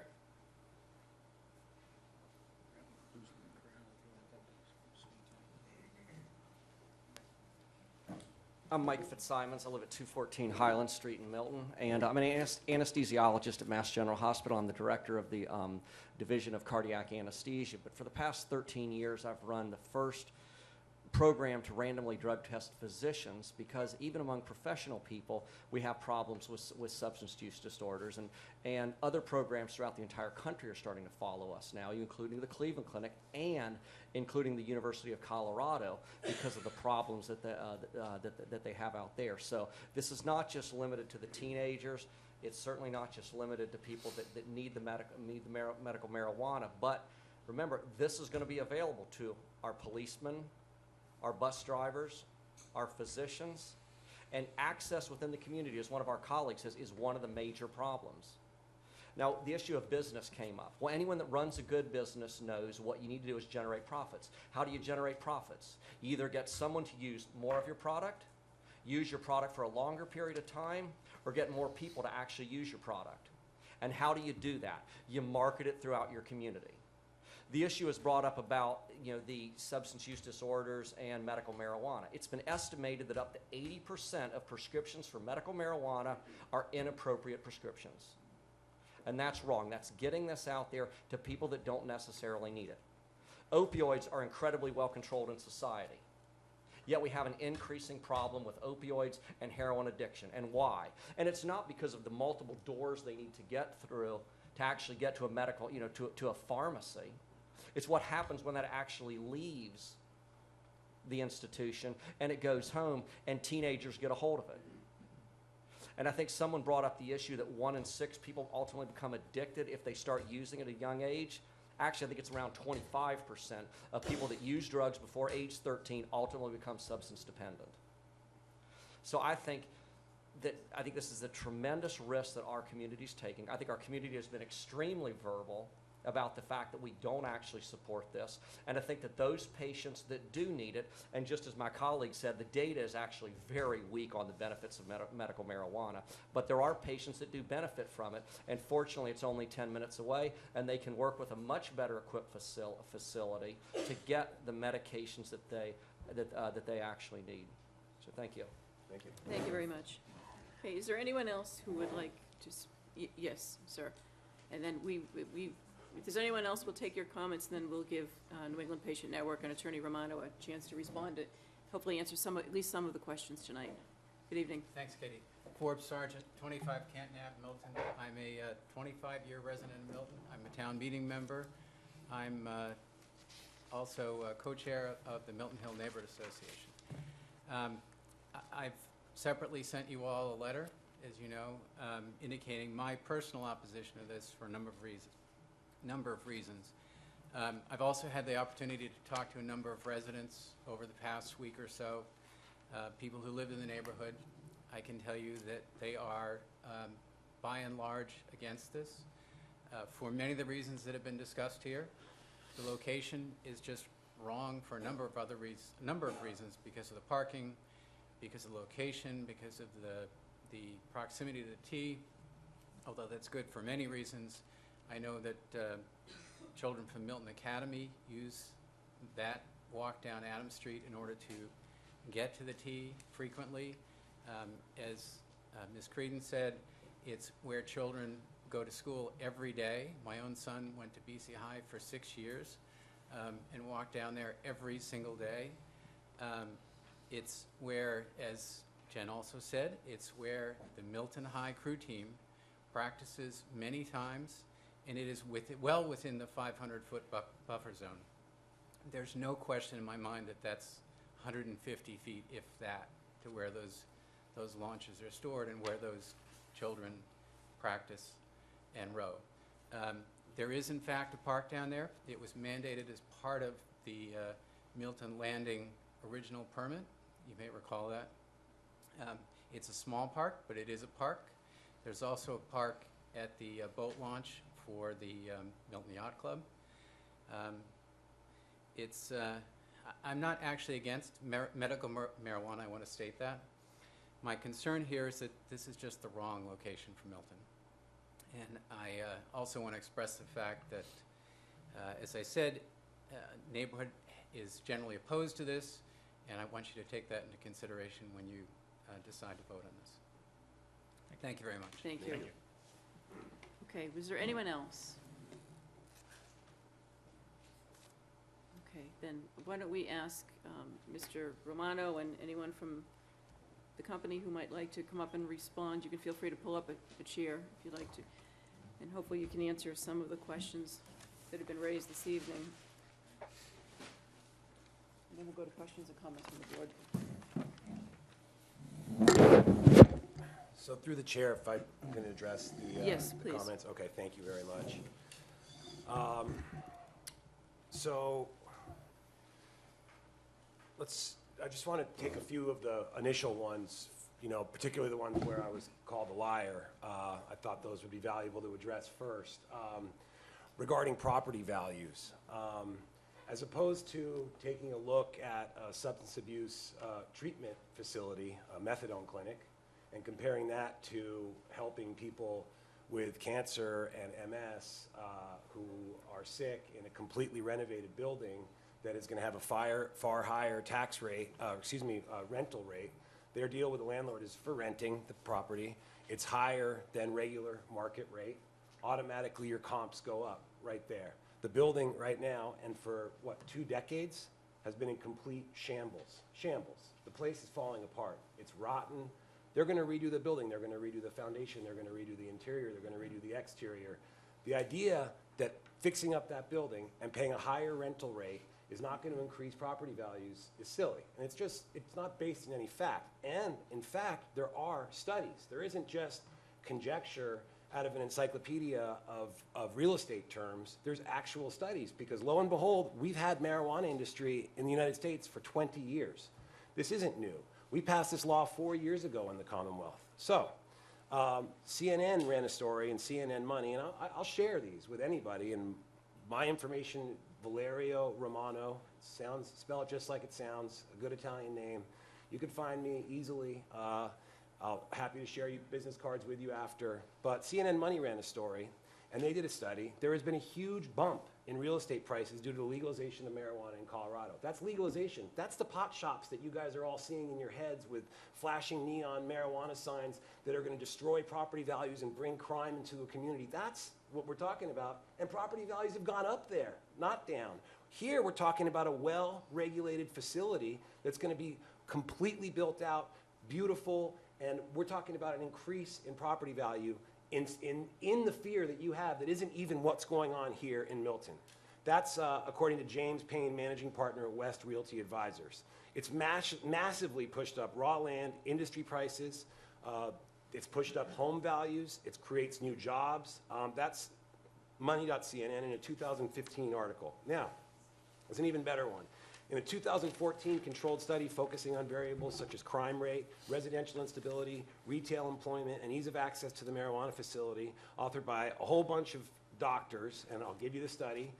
It's titled, Do Medical Marijuana Centers Behave Like Locally Undesirable Land Uses? Implications for the Geography of Health and Environmental Justice. The conclusion was, despite the view by many planners and law enforcement officials that these centers are problematic, they do not take on LULU, locally undesirable land uses, characteristics in siting and demographic changes. This finding, while limited to Denver, not Milton, Denver, where there are 400 marijuana facilities, not one, this finding has important implications for policymakers who are considering similar marijuana projects. In short, medical marijuana facilities appear to us to be more similar to drugstores and coffee houses than they are to LULUs, to locally undesirable land uses. That's based on actual data, a lot of it. And there's more and more and more of that. Just Google property values and medical marijuana. Do it for yourself. It's not hard. There's study after study. And I challenge you to find a real study that shows that property values go down, because they don't. And that's home prices, that's raw land prices, that's industrial prices, all of it. So it's just not right. It's not accurate. And I know we all have this big fear and we can picture the worst in our heads, but that's not what we're talking about. We're talking about a group who's going to be beholden to the Board of Selectmen in the town inciting something that's about helping sick people, So another thing that I heard, and I'll produce those studies. I'm not lying. I'm not making that up. This is independent. This is not for proponents for marijuana, okay? And I'd be happy to. I'm an attorney. I'm speaking in public. I'm not making this up. We will put in writing if there's any, if for some reason I was wrong about the fact that our special permit at that location will be for medical marijuana, and all of a sudden we can go against the planning board's decision and operate a business other than what they've told us we can operate, if for some reason I was wrong, we will put in writing as part of our agreement with the town that we will not operate a non-medical business out of there. I mean, I put this one to bed in the first 5 minutes I was speaking, and then I had a bunch of people come up here and repeat the exact opposite of what I explained. We're not going to operate it there. That's not the point. We're trying to cite medical here. I don't know how else to explain it other than we're going to promise you verbally. We'll promise you in writing. Our special permit won't let us do it. We can't flip a switch and go from medical to non-medical. Certainly our board of directors can take a vote, but then we couldn't operate an RMD. In Massachusetts, you have to be a Chapter 180 nonprofit to operate a medical marijuana facility. So we can't do it by our use. We can't do it by the special permit. We're promised that we won't do it. We'll do it in writing. We'll do it verbally. Don't worry about that. That we put to bed like 2.5 hours ago or whenever we started this. So, and I know that I'm convincing all of you, and when you leave here, you're going to be like, oh, I'm going to call Valerio because I'm all supportive of cannabis in Milton now. I know that's really happening, but nonetheless, I'm going to go through your arguments and try to help calm your concerns here, because this is not what you think it is. This is us trying to take that rundown building and turn it into something to help 1% to 2% of the population. No one else is even going to know it's there. So quickly, I'll try to hit the rest of them. And I won't do everything, but youth rates. Oh, okay, sorry. A study by Safe and Healthy Kids of Colorado, conducted by the Colorado Department of Public Health, studying 17,000 youth since the enactment of recreational marijuana. And when was this study done? This year. This wasn't 3 years ago. This wasn't next year. This was done this year, has shown no increase in youth marijuana use since recreational passed in Colorado. 17,000 kids. The biggest study of its kind, not done by a pro-proponent group, but done by the Colorado Department of Public Health. No increase in youth marijuana use. It's simple as that. This study was done 3 years after that law went into effect. So this is 101. I know we have this fear, and I'm sympathetic to it. Like I Mr. said, I'm Romano, raising my I kids think it would be also. helpful if you direct your comments Okay, more, direct sorry. them more towards us, but respond to the questions that came up Certainly. this evening. I apologize, Madam Chair. Okay, thank you. I apologize. So I think we touched on the youth. We touched on the property values. We touched on recreational marijuana. We touched on our ability to convert. Car crashes. I'd be happy to provide additional studies if we have another opportunity to meet. The National Highway Transportation Safety Board has done studies out of Colorado that showed that the instance of marijuana use did not contribute to additional car accidents. The way they did that study in Washington State was they cherry-picked people with substances in their blood of cannabis, but they didn't talk about the fact that alcohol was also in their blood and other drugs were also in their blood. So we'll provide the true data on that. Fake IDs. You have to show two forms of ID. It gets checked with the Department of Public Health database. This is not going to be some kid with a fake ID that they got from their friend going into a liquor store. You have to check two forms of IDs, and it's run through a live connection to a state database before you ever get to go into that place. So the fake ID thing. Opioid use. So this is the way it happens. And somebody will treat with Vicodin or Percocet, and they'll become an addict. And maybe OxyContin. They'll become a real addict. Their insurance will go up. Their insurance will run out. They will be a heroin addict, and they will be on the street buying heroin and eventually dying from it. And that's why we have this problem in the Commonwealth, is because we've had people pushing opiates, we've had doctors writing prescriptions for opiates for a long time now with no real oversight. It's absolutely unequivocal that marijuana use in a well-regulated marijuana jurisdiction brings down opioid mortality rates. That's just a fact. So if people want to pay lip service to stopping opioid deaths, they can. If they want to actually do something about it, this program helps, and that's a fact. So if you know, and most of us have somebody in our life who have that problem, if you know somebody, you can kind of count on the fact that this will make that a little bit better. And I encourage you to ask me for the data, and I'll provide the full studies, peer-reviewed articles on this topic, and I'd be happy to do it. So I'm surprised to hear neighbors that would rather look at the building in that condition than they would at a beautiful functioning building that's helping sick people. I just don't really understand why a neighbor would rather look at that building the way it is. And we're hoping to fix that and change that. Now the zoning, there was a discussion earlier from an attorney that the zoning was not optional, right? The town was forced to pass zoning at annual town meeting. That's what I heard. There were towns that didn't pass their zoning bylaw at annual town meeting. Framingham, for instance, didn't pass a zoning bylaw. They don't have, they proposed one. They went back a couple times. They didn't pass it. They don't have a special permit criteria. In Framingham, a group can potentially flip a switch and start selling non-medical because they don't have a planning board special permit for that location and for the use there because they don't have a zoning bylaw. They don't have one. It wasn't required. There are other towns in the Commonwealth that did not pass their zoning bylaw because the citizens didn't like it. They didn't like the proposed locations. They couldn't agree on where it was. This was one of the contemplated locations passed by 2/3 vote. I do a lot of these hearings. I did one last night. I do a few a week. It's always people in opposition that show up. You rarely get people in support of your petition to show up to these meetings. When you support something, you just don't deal with it as much. 60% of Milton voted, and I don't think it was to just decriminalize cannabis. They voted in favor of helping sick people with this valuable treatment. So we got to pay attention to them too, not just the people that show up in opposition to something because they don't fully understand it and haven't bothered to actually learn about it entirely. And I will be available for anybody who actually wants to learn about the way this works and what other dispensaries are like. Public transportation and the stairs. In Brookline, they have, valet parking because there's no parking in that Brookline facility. That Brookline facility serves a lot of patients. There's 4 parking spaces down below that facility. They don't have any functioning parking. They have valet parking. As far as getting from the stairs from the T-stop, we will run a shuttle if we have to. Absolutely, and we'll make that a condition of the special permit. And it's something that the Quincy Airmont facility is actually thinking about doing also because you have to go up that long hill on Mashudi Drive.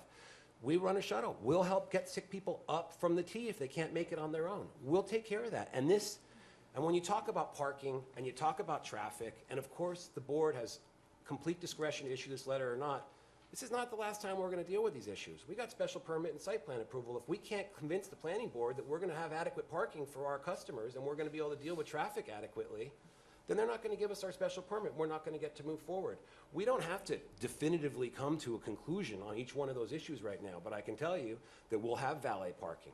We'll shuttle people up from the parking lot if they park down there, or if they come from the T. We'll shuttle people from the T stop. We're not going to make our patients go over bumpy driveways and bumpy bricks in their wheelchairs. That's not the way it's going to work. We're going to take care of our patients. It's about a medical facility. So these are special permit issues, but nonetheless, we will address them, and we'll work with the planning board and the Board of Selectmen on resolving them.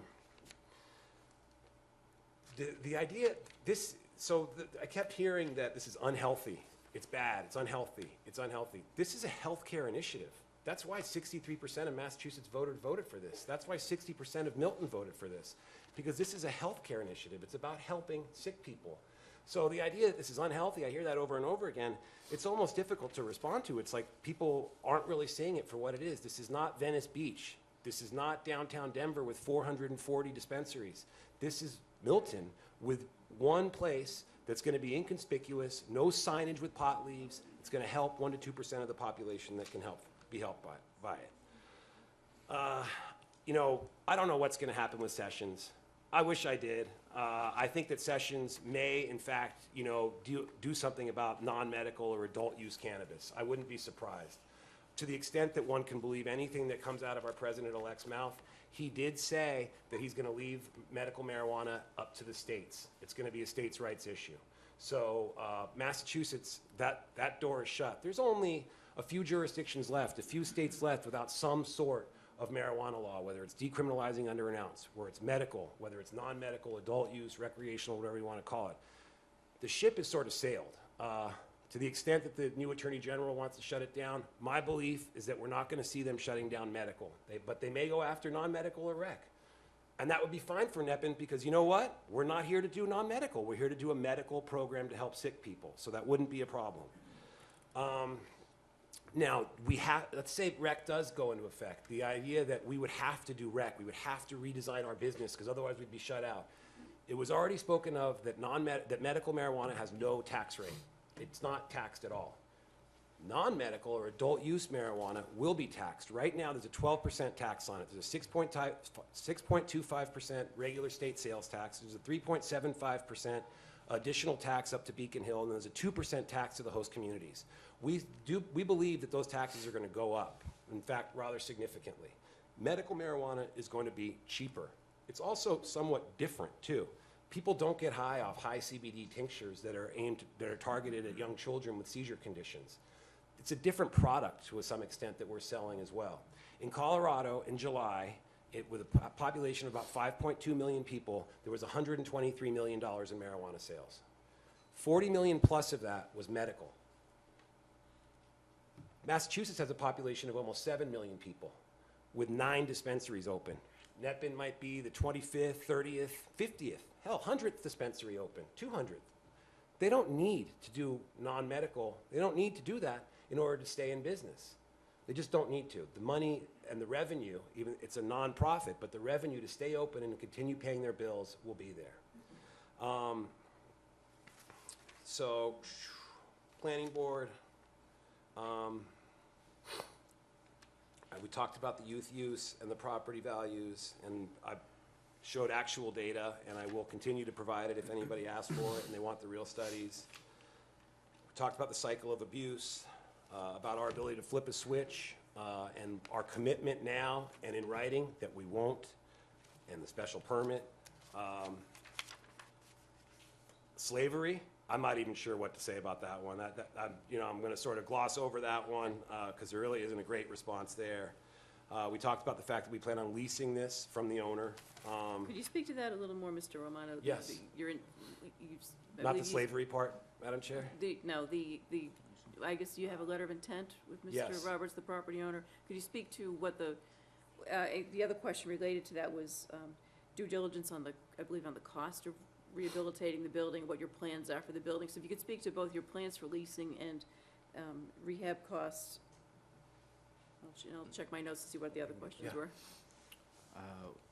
Excuse me. So right now we have a binding letter of intent. If we move forward in the process, we exercise that lease. It's about a 20-year lease. I have to check. It's 20 or 25 years. The cost to renovate that building is going to be about $500,000, and that's something we have to get. We had the architect was here. He had to leave for another appointment, but that's something we're going to have to get into with the historical commission to see how they prefer for us to advance. As a builder, my suggestion with that building is to rebuild it exactly how it is, but to in fact tear down above the foundation because it's too dangerous to rebuild it the way it is now. I don't know if anyone in the room or anyone here has actually been inside that building at any point. The board has been inside. Yeah, it's collapsing. And some other members of the community who are here have been sure. inside. So it's not really rebuildable from a structural standpoint. It could be, and I'd be open to that. I've built not many, but numerous historical homes, and every town has different outlooks. This house has actually been renovated over the years, so there's not much left of it that is original. My understanding from speaking with the architect is that it's really the location that's most historic, and that's kind of what drew us to this location in general. I don't want to backtrack into what Mr. Romano was saying, but when I heard that Milton had contemplated this location for a dispensary, I was curious to see a historic site that something like this would work at. And what drew me to it is really, it allows us to focus on the medical side of it. We'll never be able to run a huge operation here. It's never going to happen. It's not a 5,000 square foot facility like in Quincy or in Brookline. That's just not going to happen. That's not what we're looking to do. You can't, when you have 1,500 square feet, you can't touch every possible market. It's just impossible. So we've chosen to focus on medical. That's why we have a chief medical officer. That's why we have a former police chief as a security, director of security. We're trying to build a business that is focused on what this should be. a lot of the discussion, and I understand this is an emotional issue for people. People who live on the street who have children, I completely understand. And, you know, the fears and the emotions that come with these kinds of meetings. But the reality is, with a 1,500 square foot facility, we can actually dedicate the business to what its intended use is, which is medical help for people who truly need it. And that's what's going to allow us to do with this site. We can rebuild it the way it should look. I wish we could have seen the slides, but the way the architect did the drawings, it really makes it look like it's Put the it's slides original. back up if you want to speak to. Yeah, if you want to I'd speak love the- to if we can get it back up. So just for clarification, your intent would be to replicate the building, tear it down to foundation, replicate it, not rehabilitate it in its existing I'd prefer not structure. to, from a building standpoint. If that's what if the historical commission says that, no, we don't want you to tear it down, rebuild it, I'll rebuild it. It's, money-wise, doesn't make a difference. It's a small difference between tearing it down or reframing it from the inside to make it structurally sound.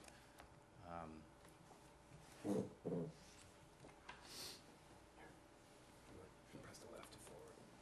Or you can use the wheel.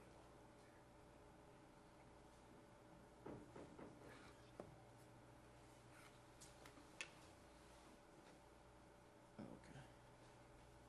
I'm sure a lot of people can't see, unfortunately, but this is the main entrance here. This is street level. I know we heard a lot about not being able to have access, and you had to go upstairs. The stairs are there, yes, from the lower point, but there is street access directly inside, and we're going to keep that main door. Let me mention, it has to be ADA accessible, otherwise the Department of Public Health will not let us open up. So we won't be able to do this through the state if we don't make it ADA accessible. Sorry, Julie. That's okay. What you see here, this is actually the original sign from what we're presuming is the mid-1800s. And we're actually gonna, the bracket's still there, and we intend to keep the bracket. This is the elevation from the west side. We've drawn it to look identical, same roof line, everything from the way it looks now. So this is a 3D rendering. I can't tell the difference. Maybe there's someone here who walks by it every day. I know we hear a lot of people with those comments, but to me it looks the same as the way it looks now. Same color. We're going to keep the grids in the windows.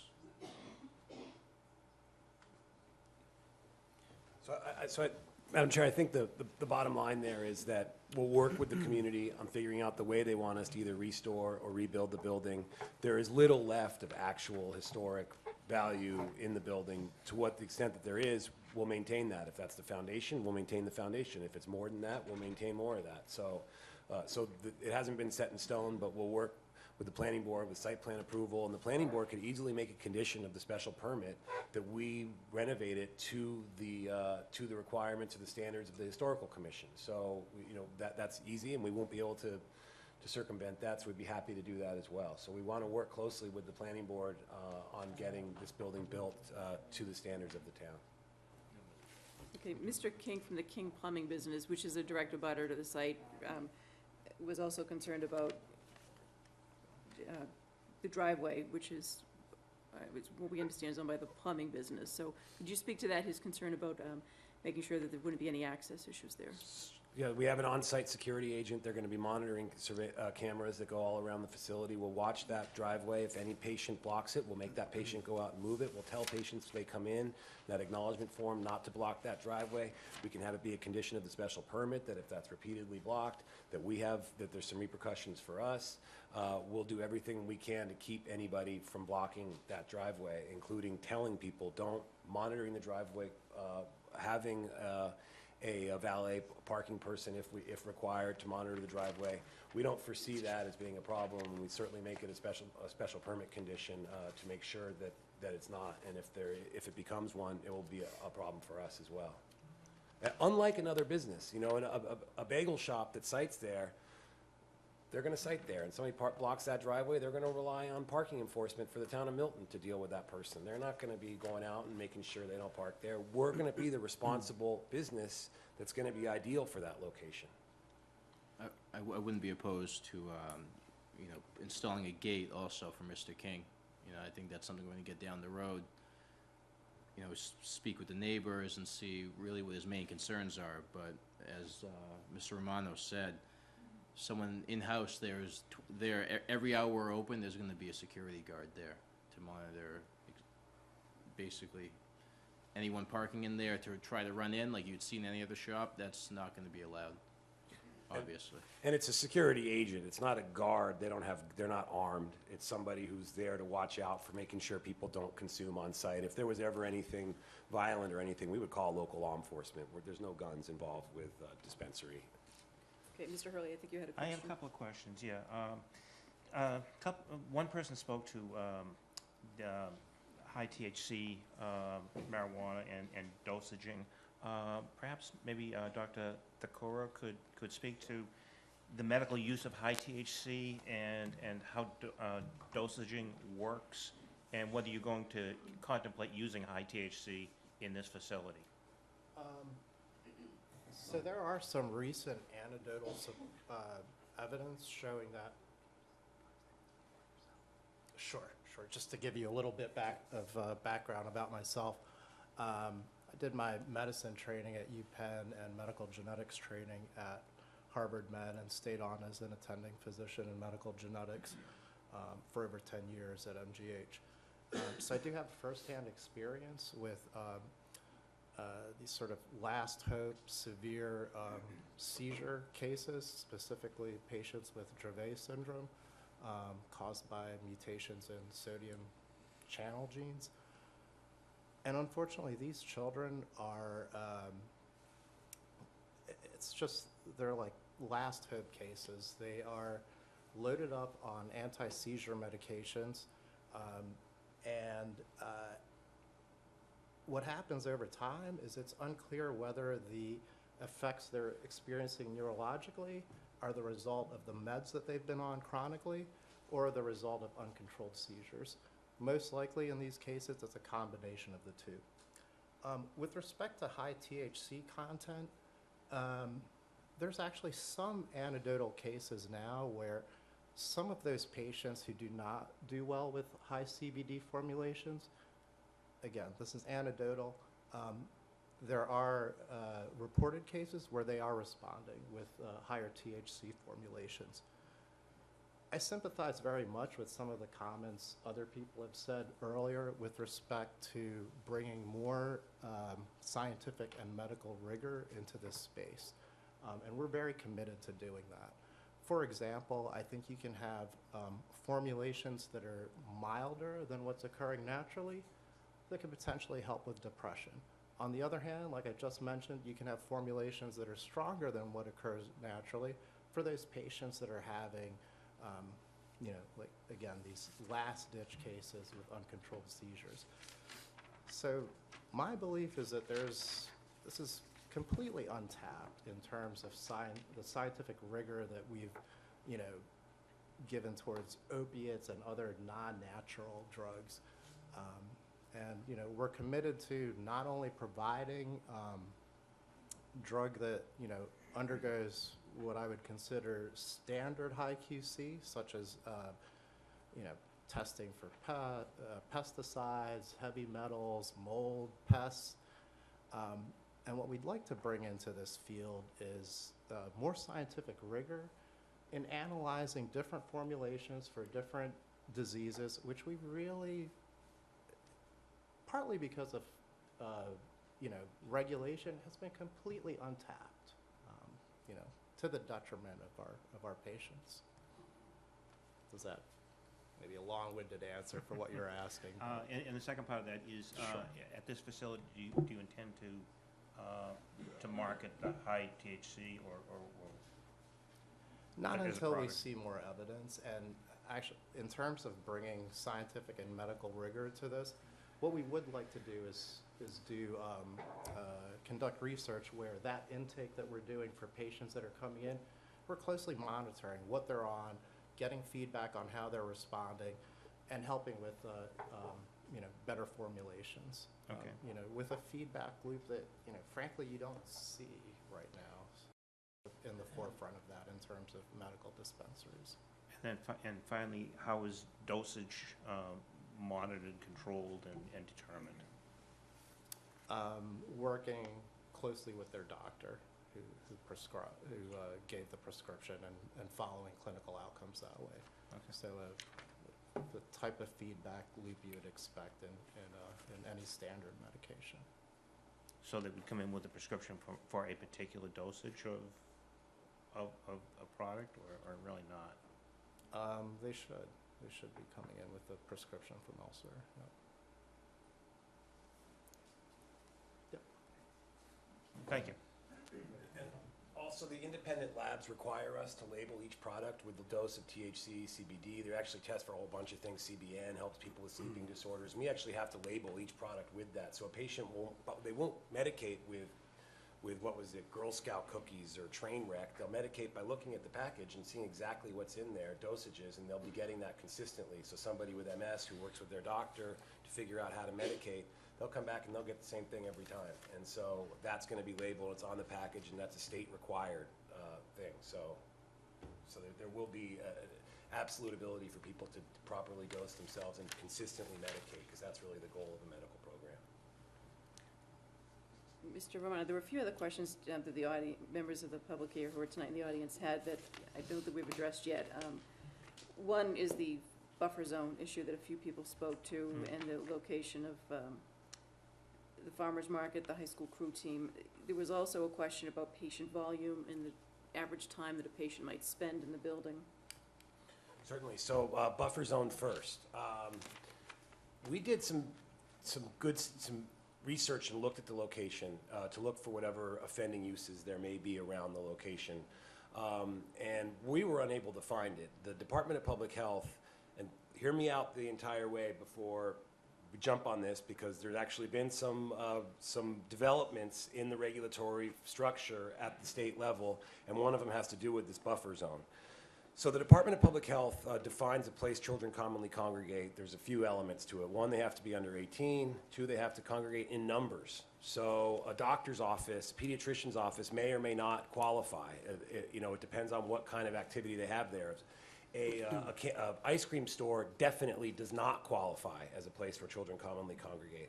And they also have to go at specific scheduled times. So in numbers, scheduled times, and under 18. That being said, there's a lot of discussion of this 500-foot buffer zone. The state in the last year has amended their regulations. There is no, if a municipality has its own zoning bylaw or process, and I encourage the town to contact the Department of Public Health. They've become quite receptive to municipalities. If a town has their own zoning bylaw or process, which Milton clearly does, there is no buffer at the state level other than what's specified in the local zoning bylaw. So that's an actual fact. We're not going to, I'm getting head shaking from the audience, and Madam Chair, just to quickly indulge, I can't make this up and somehow magically everybody's going to believe me and we're going to move through this process. This is something that will be verified by the Planning Board, by the Board of Selectmen, in the event that they want to engage us at all any further, having heard. And I've done this in other municipalities, and while this is some objection, and I get, and I'm sympathetic, it's really founded in not understanding what the program is. We've overcome the same level of objection in other cities and towns. Ultimately, I have a lot of faith in cities and towns of looking at this objectively and figuring out what's best for the city and town. So just the fact that people turned out in opposition doesn't necessarily foreclose our ability to move forward, and I'm going to leave that to the discretion of the board. But I encourage the board to reach out to the Department of Public Health and look at the guidance for municipalities and figure out whether any buffer currently exists in the town of Milton from places where children commonly congregate. And I'll leave that to town council and to the board to figure out beyond what I've just asserted. Okay, and we have had a preliminary conversation with town council on this matter. The town administrator and Mrs. Fagan and the planning director and I had a conversation with him about the buffer zone. But let's continue addressing some of these other questions. There was one about volume and time spent in a building by a patient? So volume is really tough. We don't know how many dispensaries will be open in the Commonwealth by the time that NEPN is open. Volume of patients is difficult. We believe it will be somewhere between 20 and 40, 50 patient visits a day, perhaps more, depending on what's open. If you look at the different dispensaries, it could be higher than that, and some of them aren't doing as much business. Some of, Brookline, Netta is doing significant business. They're sort of the gold standard of dispensaries in the Commonwealth to some extent. Other dispensaries aren't necessarily doing as much. Salem and Brockton aren't necessarily doing as much. Quincy's getting going. They just opened it within the last couple months. So, those aren't hard and fast numbers, and again, we will address those to the satisfaction of the planning board with the traffic engineer, preparing a traffic report to see people coming and going, vehicle trips. We'll take a look at, once we get to special permit, if we're privileged to get that far, by taking a look at what other dispensaries are open and what their volume is at the time that we get that far, and if we can't answer that to the satisfaction of the planning board, we certainly won't get the special permit, but today, those are my rough numbers. It could be as high as 60, 70 patients, but we don't foresee many more than that per day at the facility. And if you look at, I will venture to guess that if you looked at another retail use, like a bagel shop or an ice cream store, you're going to see the same number of people coming and going from those places too. I mean, what are we doing with this building? Should we just leave it vacant, or no matter what it is, the business is going to generate that similar traffic to what NEPN will generate as well. So, and that will bear out with further study by an engineer. We'll also bring forth to give that sort of testimony.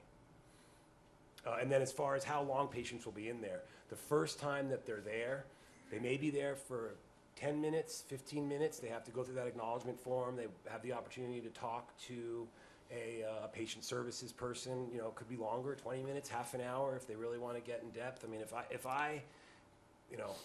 I was really sick and I had to medicate with marijuana, I'd have some idea because of what I do, but I would want to speak with an expert to really talk about what's borne fruit for people with my, condition. And I would spend the time to do that, and that's what I would take. So that first patient consultation can take some time. And then when they come back, they'll know what they need. And in fact, the Department of Public Health is contemplating a regulatory change which will allow us to post our prices on a website. Right now, we can't do that even. And then patients could order ahead of time and they can come and go much more quickly. So you wouldn't have, people there, and you wouldn't have people backed up getting in there because it won't take as long to have patients in there. Okay, do members of the board have questions or comments? We'll also offer an opportunity for anyone in the audience who might have any follow-up questions. And thank you, Madam Chair. I first want to thank all the residents that took time out of their busy schedules.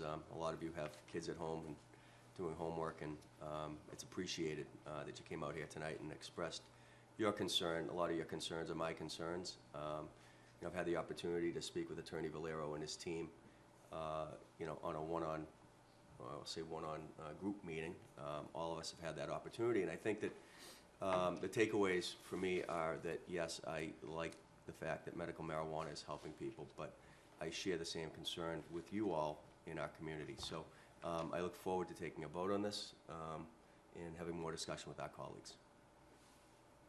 Do you have any questions? I don't. A lot of those have been answered thus far. Madam Chair, there was one more thing that was brought up. Another question was the revenue neutral aspect of medical marijuana in the Commonwealth. Given that there's no tax on medical marijuana sales in the Commonwealth. The law passed by the voters in 2012 actually required that this program be revenue neutral. And to that extent, it's a $31,500 application fee for every group. There were 181 applications the first time around. Actually, there was 100 of those that paid the $30,000. Right now, there are more than 200 that have applied. The second time around, there's $31,500 is coming from the majority of those groups. There's also a $50,000 annual registration fee for every group that gets a provisional registration. Right now, there's somewhere around 80 provisional registrations in the Commonwealth. 80 times 50,000, those folks have paid. They also paid 31,000 for each application that they submitted. Also, every employee is a $500 fee to the Department of Public Health. Architectural review would be what we would do after getting a provisional registration, which we're engaging in Deerfield. There's a fee to the Department of Public Health for doing that. So it's not tax revenue generated, but it's fee revenue generated to the Commonwealth, and it's required that it be revenue neutral. So the Commonwealth is paying for this program and for the compliance officers and the inspection officers that go and do random site visits all the time for each one of the dispensaries. They're paying that through the fees paid by the dispensaries to the program. So I know that was one other question that I had in my notes, and it is revenue neutral. Now, in addition to that, you'd also have to pay state and federal income taxes, correct? Absolutely. Did you have other questions, Tom? I don't know. Okay, I guess we have a few hands. Sir, would you, you'll have to come up to the microphone so that you can be heard, so.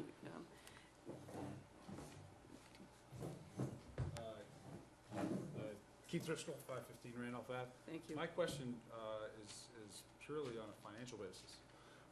From what you guys have up there, and you just went through several fees, what's your operating budget? And I mean, you've offered to do several things with the town and put money up and do, you know, I think you'd back in what the visits are versus what your operating budget to really see how many people are going to be going in and out, because on a purely traffic and operational standpoint, if you're talking 50 people a day or trying to park 20 to 50, that's a big, huge additional traffic side. And on the other side, it's really, what are you talking about from your sales? You know, I'd like to hear more about that on the operating budget side. That'll give us more of an idea of what that traffic's going to be in that location. So that's really what I want to hear. So. Mr. Romano. Yeah. Thank you. And you know, it's a great question, and what I'm not going to pretend to rattle off financial numbers off the top of my head now. I've asked the board not to take a vote tonight, and before the next public hearing on this, we'll put together a sort of a P&L type thing that hopefully might help to address that. It's a nonprofit. We don't really operate with profit, but we have revenue and gross revenue and net revenue and whatever else. So it's effectively the same thing, and we'll produce further financial information if the board so desires. I'm not entirely certain that it's necessarily an appropriate inquiry, but I do want to do my best to satisfy the members of the community, and to that extent, we'll discuss with town administrator and our group on moving that forward. So, but I'm not going to rattle off numbers right now that I've done for umpteen other groups that don't necessarily pertain to Milton. Okay. Do we have anyone else yet who hasn't spoken, and then we'll offer anyone else who may have already spoken an opportunity. Anyone else who hasn't yet spoken tonight? Okay, then, Dr. Valenti, but you'll have to come up to the microphone, Dr. Valenti.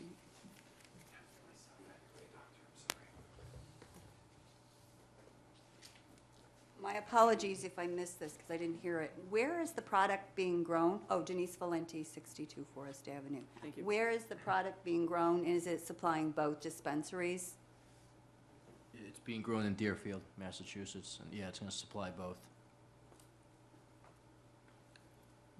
Okay, anyone else? I thought I saw a couple of other hands. Yes. Deborah Milbauer.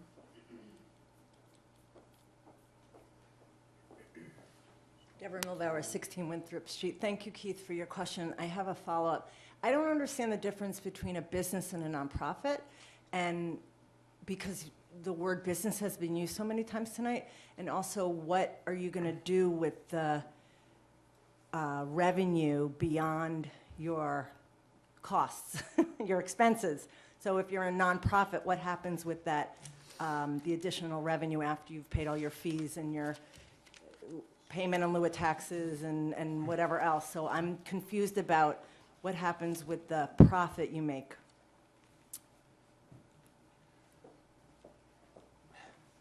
So it sounds like there's a couple of questions here. One of them seems to assert that we're not going to be making enough money to stay in business, and the other half of the question is that what are we going to do with the excess money that we're making to stay in business? And so, to the extent that we know, there isn't this. People have this concept of medical marijuana being this incredible revenue generator, and all these every group that gets into this is big marijuana, and they're just coming in and they're making millions, and that's not the way it is. The definition of a nonprofit in Massachusetts generally is that there's no revenue sharing. Nobody, none of the lenders, none of the people who are helping to open this, nobody has an equity interest in the nonprofit. Nobody has a piece of gross revenue sales coming out of this nonprofit.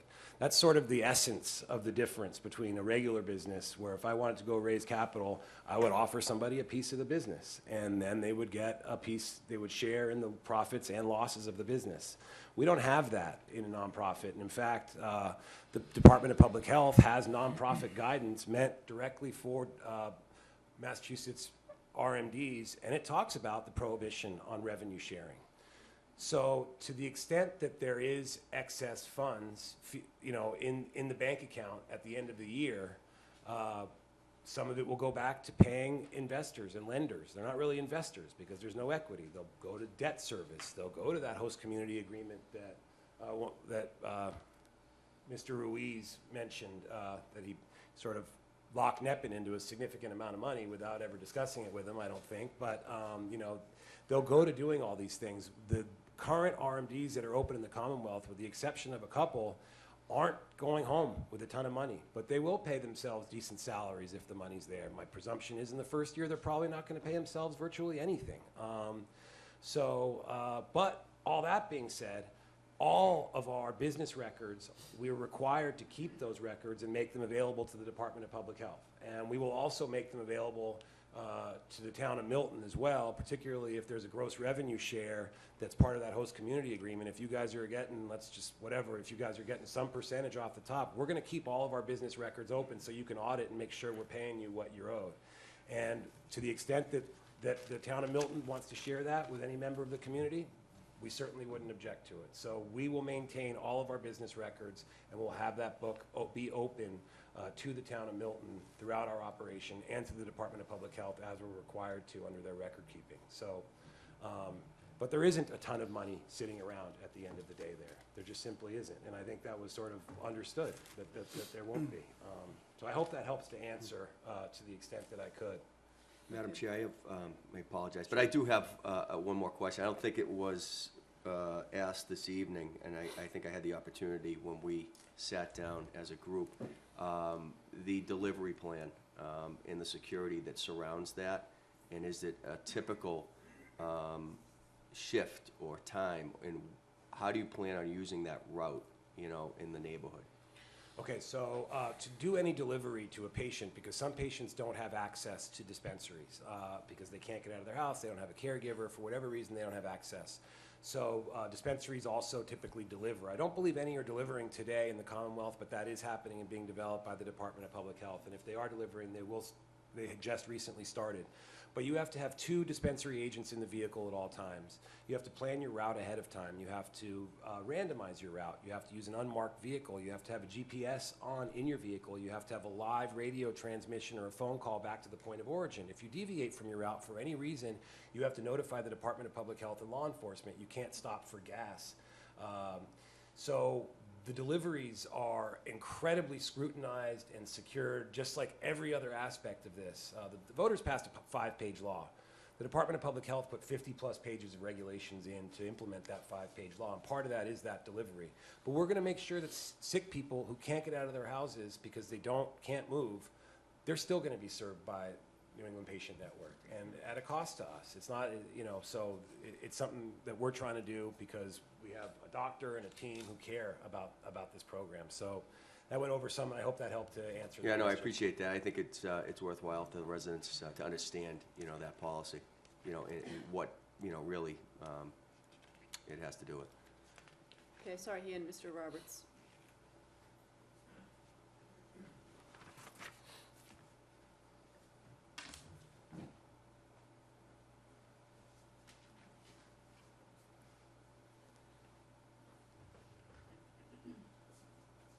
Good evening.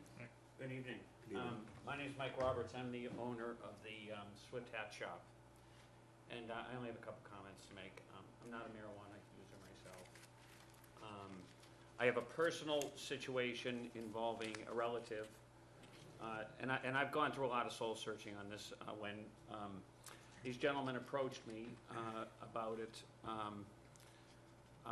I have concerns. I have concerns about opiate use. I have concerns over the drug industry that controls the really what we ingest from a drug standpoint, because they have the money to fund the tests that tell us that the drugs that keep us sick, and they do keep us sick, the drugs that they're giving us right now, they don't cure us, and they really keep us ill. I went back to college this year. I went back to Columbia University to study this particular problem of the drug companies giving us drugs that are not intended to cure us. They're intended to keep us using drugs forever. The medical marijuana industry is a pretty interesting industry because it's an industry that says, and it's really a grassroots organization that said, we know that people are healthier when they have certain illnesses that work. My own personal situation was a friend who suffered from cancer. She was a very elderly lady. I think she was about 70 years old. She was, her children, what was happening was she was on opiates, and what opiates do is they turn down the central nervous system so that every part of your ability to feel anything is shut down to the point where you have no feeling, you can't recognize people, you're delirious, and really you're delirious until you die, and that's the end. She wanted to see her children before she died, and she tried a toad, I think, somewhere along the way. Both of her kids were professionals. And one day I think it was Christmas, and she was there, and she was having some marijuana brownies. And she was talking to them and interacting with them in a really fundamental way, enjoying her Christmas. This is after she had been all doped up on the opiates. And I saw the kids sitting around later on, and they said, do you know anyone we can buy some marijuana off of? This is when it was criminalized, and they're all talking about how they're going to get marijuana. None of them were marijuana users, but they could see what it did for their mother.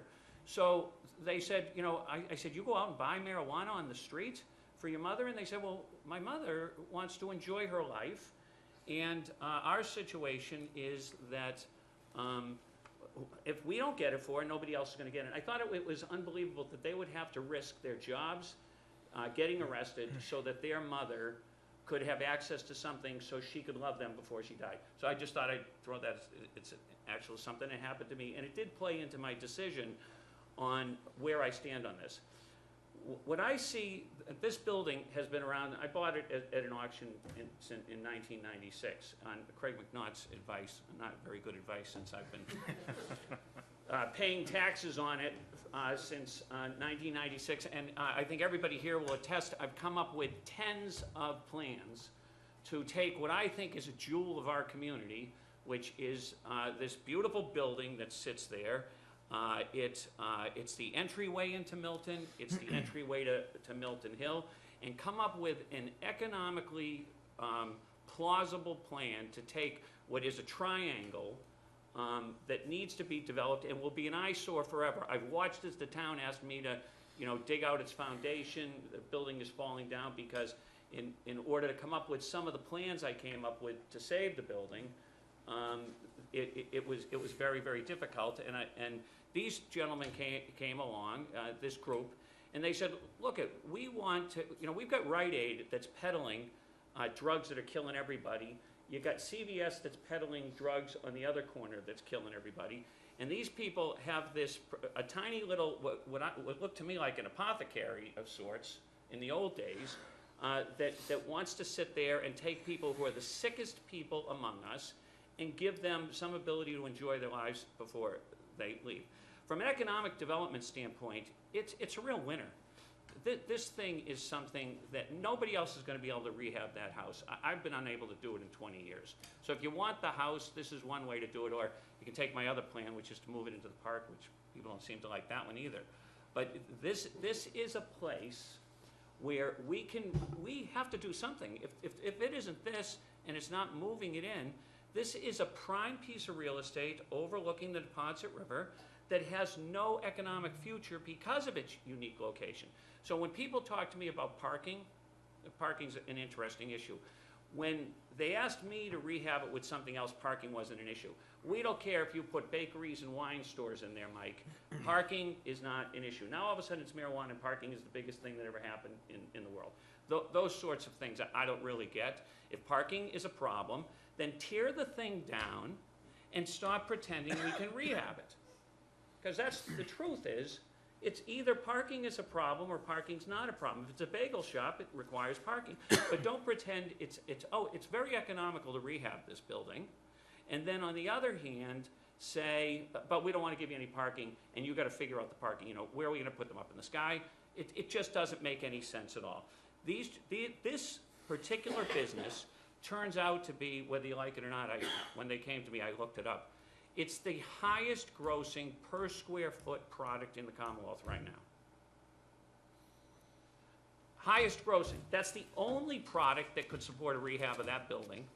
And it's the only one that's ever going to support it, because you can't get a business in there. A law firm isn't going to pay the kind of money to rehab that building, you know, put $500,000 into that thing. Nobody's ever going to do it. So we can sit around and we can talk, we can throw darts and we can say this is never going to happen. And if it doesn't happen, I'm going to continue to come up with another plan, because that's what I do. But we have an opportunity to have a building that sits there. It serves the sickest people among us. The planning deal can be done in a way that deals with every single problem anybody had here, every single manufactured problem, every single fearful problem, every single problem that you can make up because you don't want to be associated with it. Fact of the matter is, we have very sick people who are benefiting, and they're usually elderly people, interestingly enough.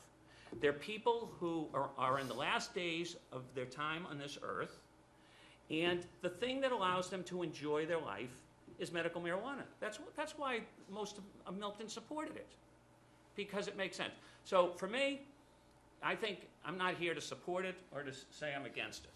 I'm saying this is an opportunity that should be examined very, very closely. It should be one, I've done a lot of heartfelt thought over this thing, because I don't like drugs. I think they're, as a personal decision, I don't think anybody ought to be doing drugs. They shouldn't be drinking either. They ought to figure out a way to be happy without doing anything. But we have trouble in this country doing that. And we have trouble, looking at things objectively and making objective decisions about very important matters. So I would urge the board, I would urge everybody here to put their thinking caps on and begin to say, look, if we say no to this, what are we really saying no to? Or should we give it a shot and let it vet its way through the process and see if these problems can be overcome?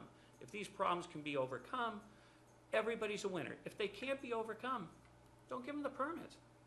But don't shoot it down because there's this emotional response to something that people don't really know about, that hasn't been fully vetted, and we don't have time to explore it. I think a nice apothecary in that particular location, I've got a vested interest, isn't the worst thing in the world, but I don't want kids to be able to have access to what's in there. So again, I didn't plan on saying anything today, but when I was listening to what went on, I would urge everybody to keep an open mind, think it through, and as always, our selectmen, I ask them to really do what's best for our town. Mr. Roberts, as the property owner, I think you were here for most of the presentation of the questions. So is there anything you wanted to add that's specific to the property or the lease question that came up earlier? Any additional information you want to provide an answer to any of the questions? And you may or may not, but I just wanted to give you the opportunity while you're sitting up here. This is what I can say. What I was most concerned about, as you know, I've had several, I think I'm on my third demolition permit for that building. I don't know why, I think I could have done it. I try not to do things that offend people. In the end, do no harm. When you tear something down, you do some harm. When they did come to me about this particular building, I think Mr. King mentioned the same thing. It's an eyesore for him. It's an eyesore for me because I live in the White House right next door.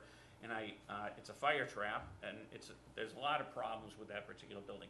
What they assured me, and I know the historic commissions, that a process can be put in place to make sure that when you have money you say, where's the money gonna go? It's gonna, there's an opportunity here to bring money to a real problem that's been a legitimate problem in Milton, which is how to save the Swift Hat Shop, that people have over and over again expressed a need to do it. So there's money available to do it. It's a nonprofit.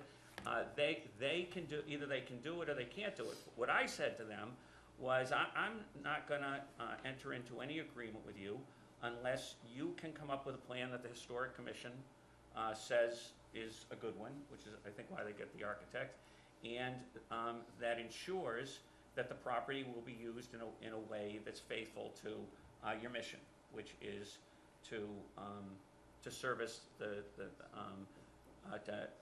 sell marijuana as a medicine to people who need it. And our agreement is such that I believe that can be protected. I believe it's consistent with what they've said. Okay. Thank you very much. Thank you. Anyone else on the board, questions or comments? Anyone else in the audience? There were some people who did speak earlier. I know we wanted to keep you all to 3 minutes. If there's a question you didn't get a chance to ask, or if there's a follow-up question, whether you spoke before or you haven't yet spoken, is there anyone else who would like to ask any question or offer any comment? Yes. Please come up to the microphone.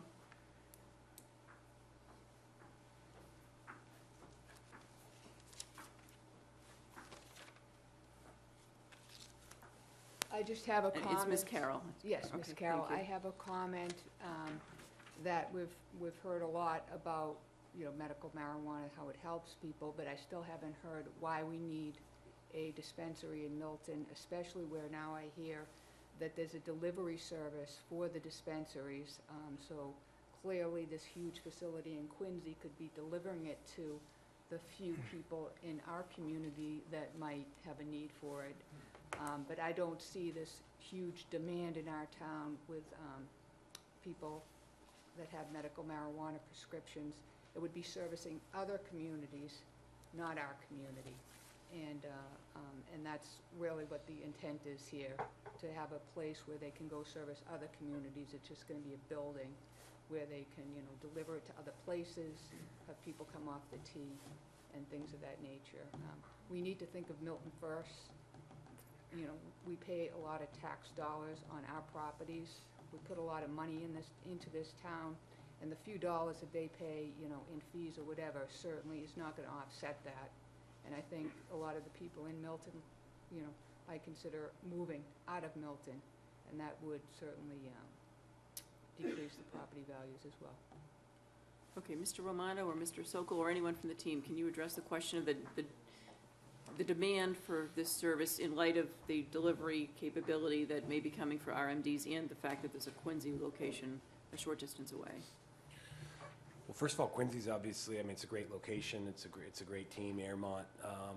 That being said, dispensaries are not able to satisfy the current need of the patients of the Commonwealth. So Quincy would be hard pressed to satisfy the patients in Quincy who sought delivery. And I don't believe there's any dispensaries currently delivering, although I do expect them to do so before too long. So we need more dispensaries in the Commonwealth to satisfy the patient need, and that includes Milton. It certainly includes adjoining towns.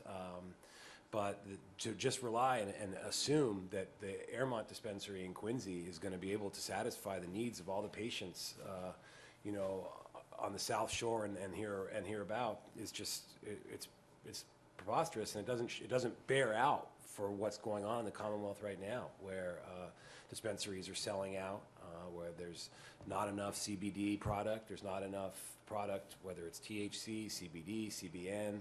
They're selling out because there just aren't enough of them, and there's too many patients. So we need more, and in order to satisfy the patient need, and that would include Milton. So I hope that helps to answer. Okay. Was there anyone else? Dr. Valenti, we'll give you another opportunity. Is there, by show of hands, is there anyone else who would like to speak tonight? Because my area of expertise is the driving and cannabis experience and the negative impact, the death rate in recreation states did double. What is being looked at in Quincy is law enforcement on board and developing a strong strategy of how to survey and monitor. Because the type of location, one way in, one way out, that is something that seems to be doable and controllable. There already, though, has been observations, again, they drive into the facility, they leave the facility, and other businesses are observing them going into the ballparks, the Little League fields, and using the product. So our law enforcement part of your advisory team to start to look at the locations and see how they would handle both driving, because again, people leave these dispensaries, pull over, or actually smoke while they're driving. The model dispensary in Brookline in March sold 3 cigarettes to a driver. He went on the highway. They found that he had crossed 3 lanes of traffic and killed a police officer who was parked. They later found one of the unsmoked cigarettes under the driver's side. One was missing, and he had marijuana in his system. So people do leave these dispensaries, immediately toke up and drive. So again, do you have a particular expert? How many DREs, drug recognition experts, are already in Milton? Since you're going to have a dispensary and there's going to be a need for more drug recognition experts, if all of them are not already there, is there going, if this comes into place, would you be willing to have them pay for all the expertise that's going to be needed to add to that? Again, is there law enforcement here? Our chief is not here this evening, no. Because those are the kind of things that are not paid for by the fees. The fees do not cover the social outcomes of these dispensaries. They cover the administration and nothing else. The other thing is that all the states with medical marijuana are finding, and these are the ones that have state taxes coming in to do this. Even the states that have taxes for inspection and that are finding pesticides in the marijuana. Pesticides are very harmful if you're a Parkinson's or have a neurodegenerative disease. Your actual medicine is harming you. 80% of products found, even in the states that regulate them and have inspection because they have the taxes for that, of some of their products had fungus and pesticides. Again, we're not going to have that type of ability to investigate because the fees do not cover all of that. Thank you. So again, is public health going to be helping with that? I saw we had somebody from public health here. Yeah, thank you for your comments. We appreciate it. This lady also would like to speak. Please, name and address for the record. Kelly Pacheco, 29 North Russell. Good evening. 0.3 miles from the dispensary. Good evening. First question, why aren't you looking at Boston? There's one dispensary in downtown Crossing today. Why aren't you looking at Boston? Boston's huge, huge market, very accessible. Why Milton? Second question, what does Milton get out of this? If the product is tax exempt for medicinal purposes, we get a host agreement, we fix a house that we're gonna tear down and rebuild to look like the old house. Doesn't make sense. And then Mr. Roberts' property next door, the white building just behind, is there any chance that that would be integrated into a package to have a bigger lot to build on, more parking? Is that out of scope completely, or is there a chance that they'd be joined? Okay, are those do you have other questions? Because we get answers, but I want to make sure we get them all first. And just a comment, I sent you a letter separately already, but I am in support of medical marijuana, but I never dreamed that I would have a dispensary in my neighborhood. And there are places for people to go. And I don't think the population of Milton, I would love to know the percentage of residents that actually need it to support this decision versus the rest of the population that probably doesn't want it in their neighborhood. Okay, thank you, Ms. Pacheco. Yep. Okay, so we had 3 specific questions, if one of you could address them. Real quick. why Milton, why rather than Boston, what does Milton get? And this may be a question for Mr. Roberts about the 100 Adams Street being conjoined with 98 Adams Street for a larger facility.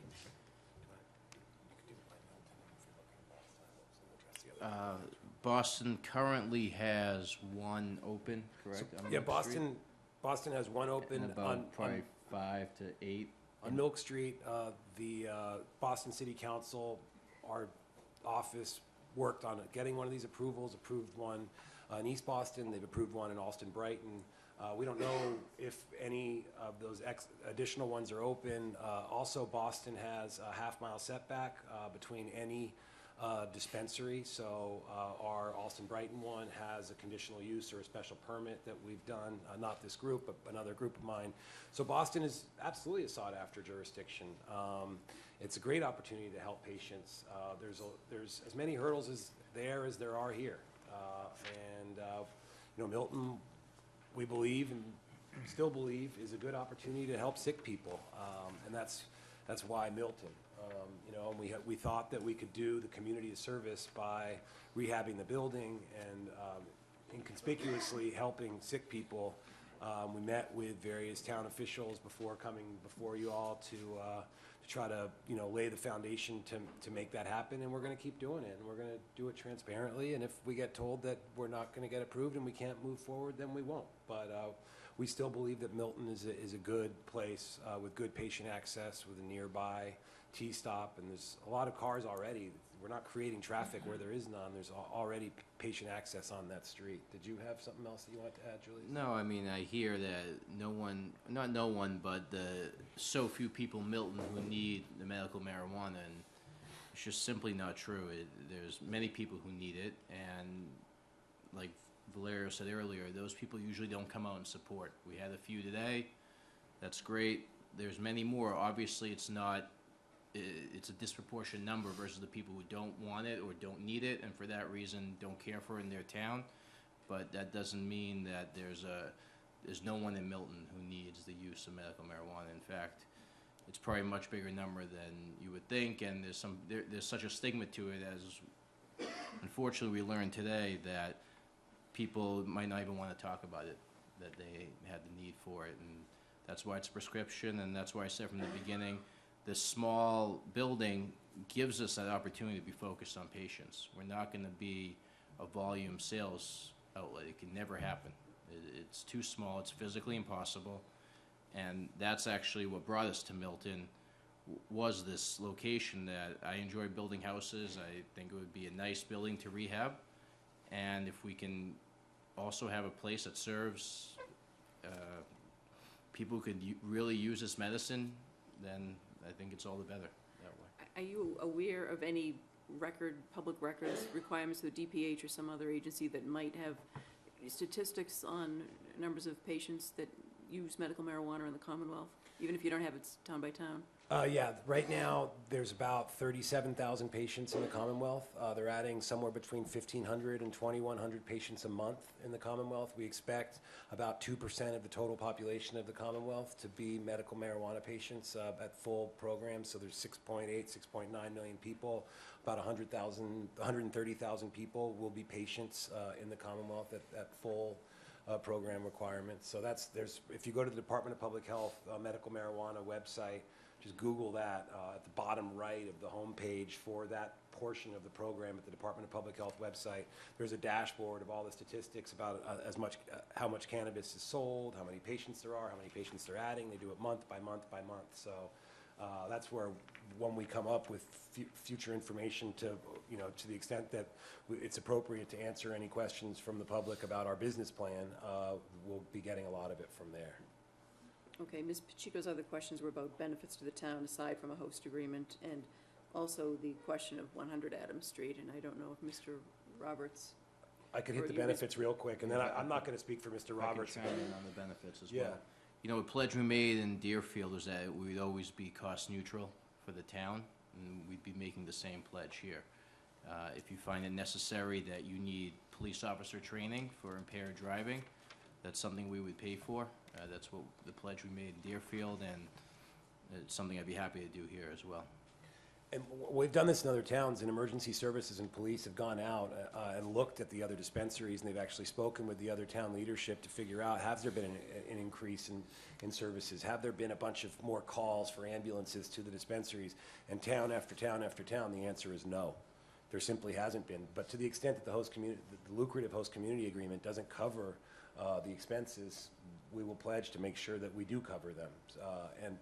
But then, we went through a lot of the benefits. I mean, there's having a responsible group, there's having local control, there's having, input on security, there's having a promise to pay property taxes in the future, even if somehow we get charitable organization status designation from the IRS, which I don't see happening, particularly with the new administration.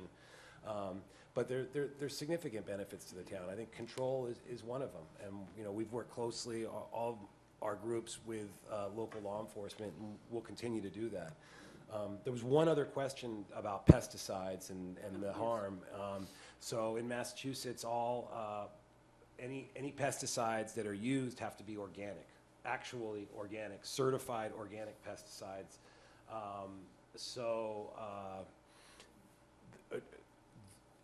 Organic.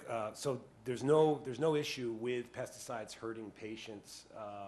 On top of that, everything is independently tested by a lab, so that's pesticides, fungus, heavy metals, all of our samples is all tested independently by a lab, so patients are getting quality, consistent medicine, not something that's just grown in a farm in California, it's sprayed to just become big, but we actually have to produce quality, consistent medicine, and the labs make sure that we do so.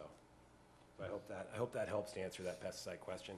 I don't know, Mr. Roberts, if you're interested in discussing your adjacent property or not?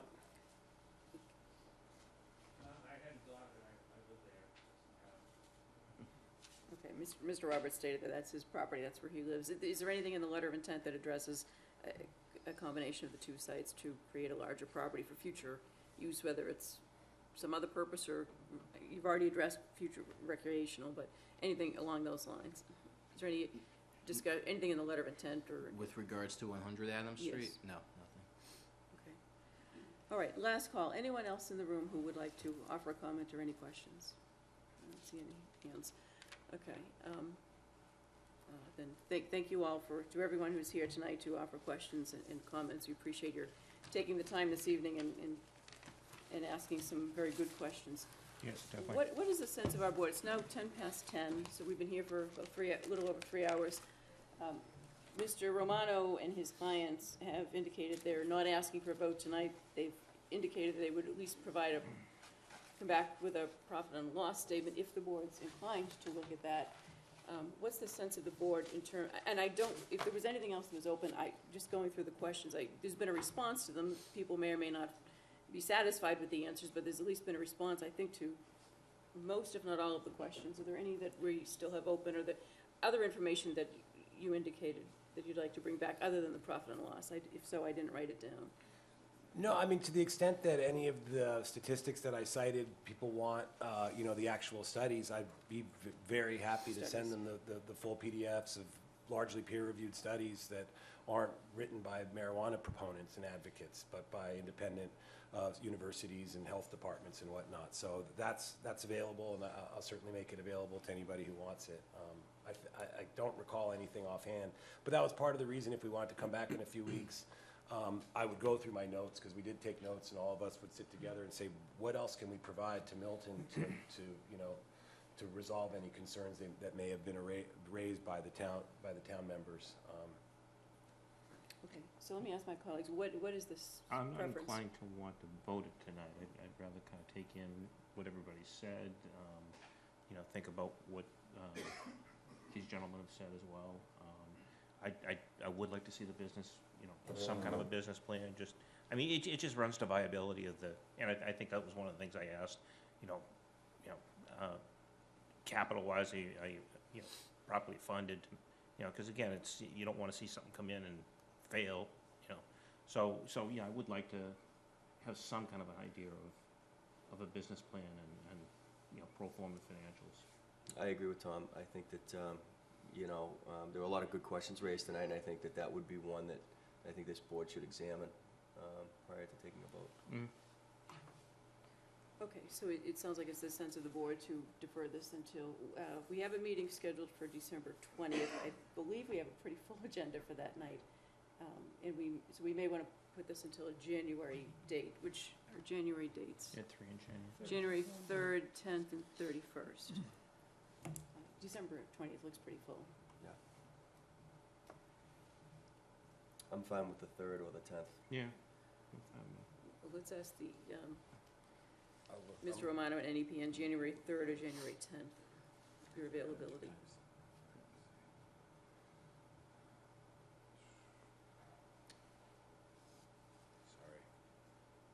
Sorry.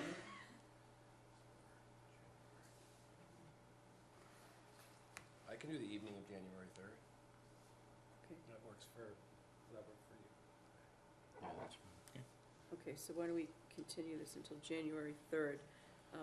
One item I do want to mention that I'd like you to at least be thinking about, and I believe I mentioned this when I met with each of you, is we have a master plan implementation committee that's actively looking at the waterfront area. Now, I'm our board's representative on that committee.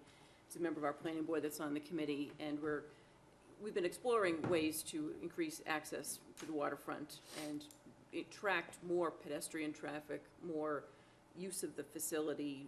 There've been comments tonight about the high school crew team using the river. We're looking at study to possibly put in a dock at that location. So those are things that the master plan committee is actively looking at, and they're also looking at the broader area, which would include the Swift Hat Shop building, and how we might best possibly incorporate that building into something that would be compatible with waterfront usage if we're able to do that.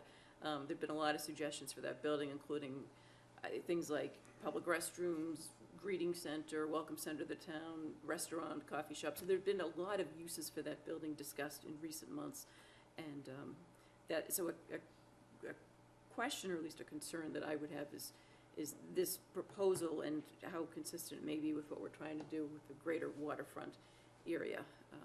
So that may be something that you could think about and possibly address when we come back.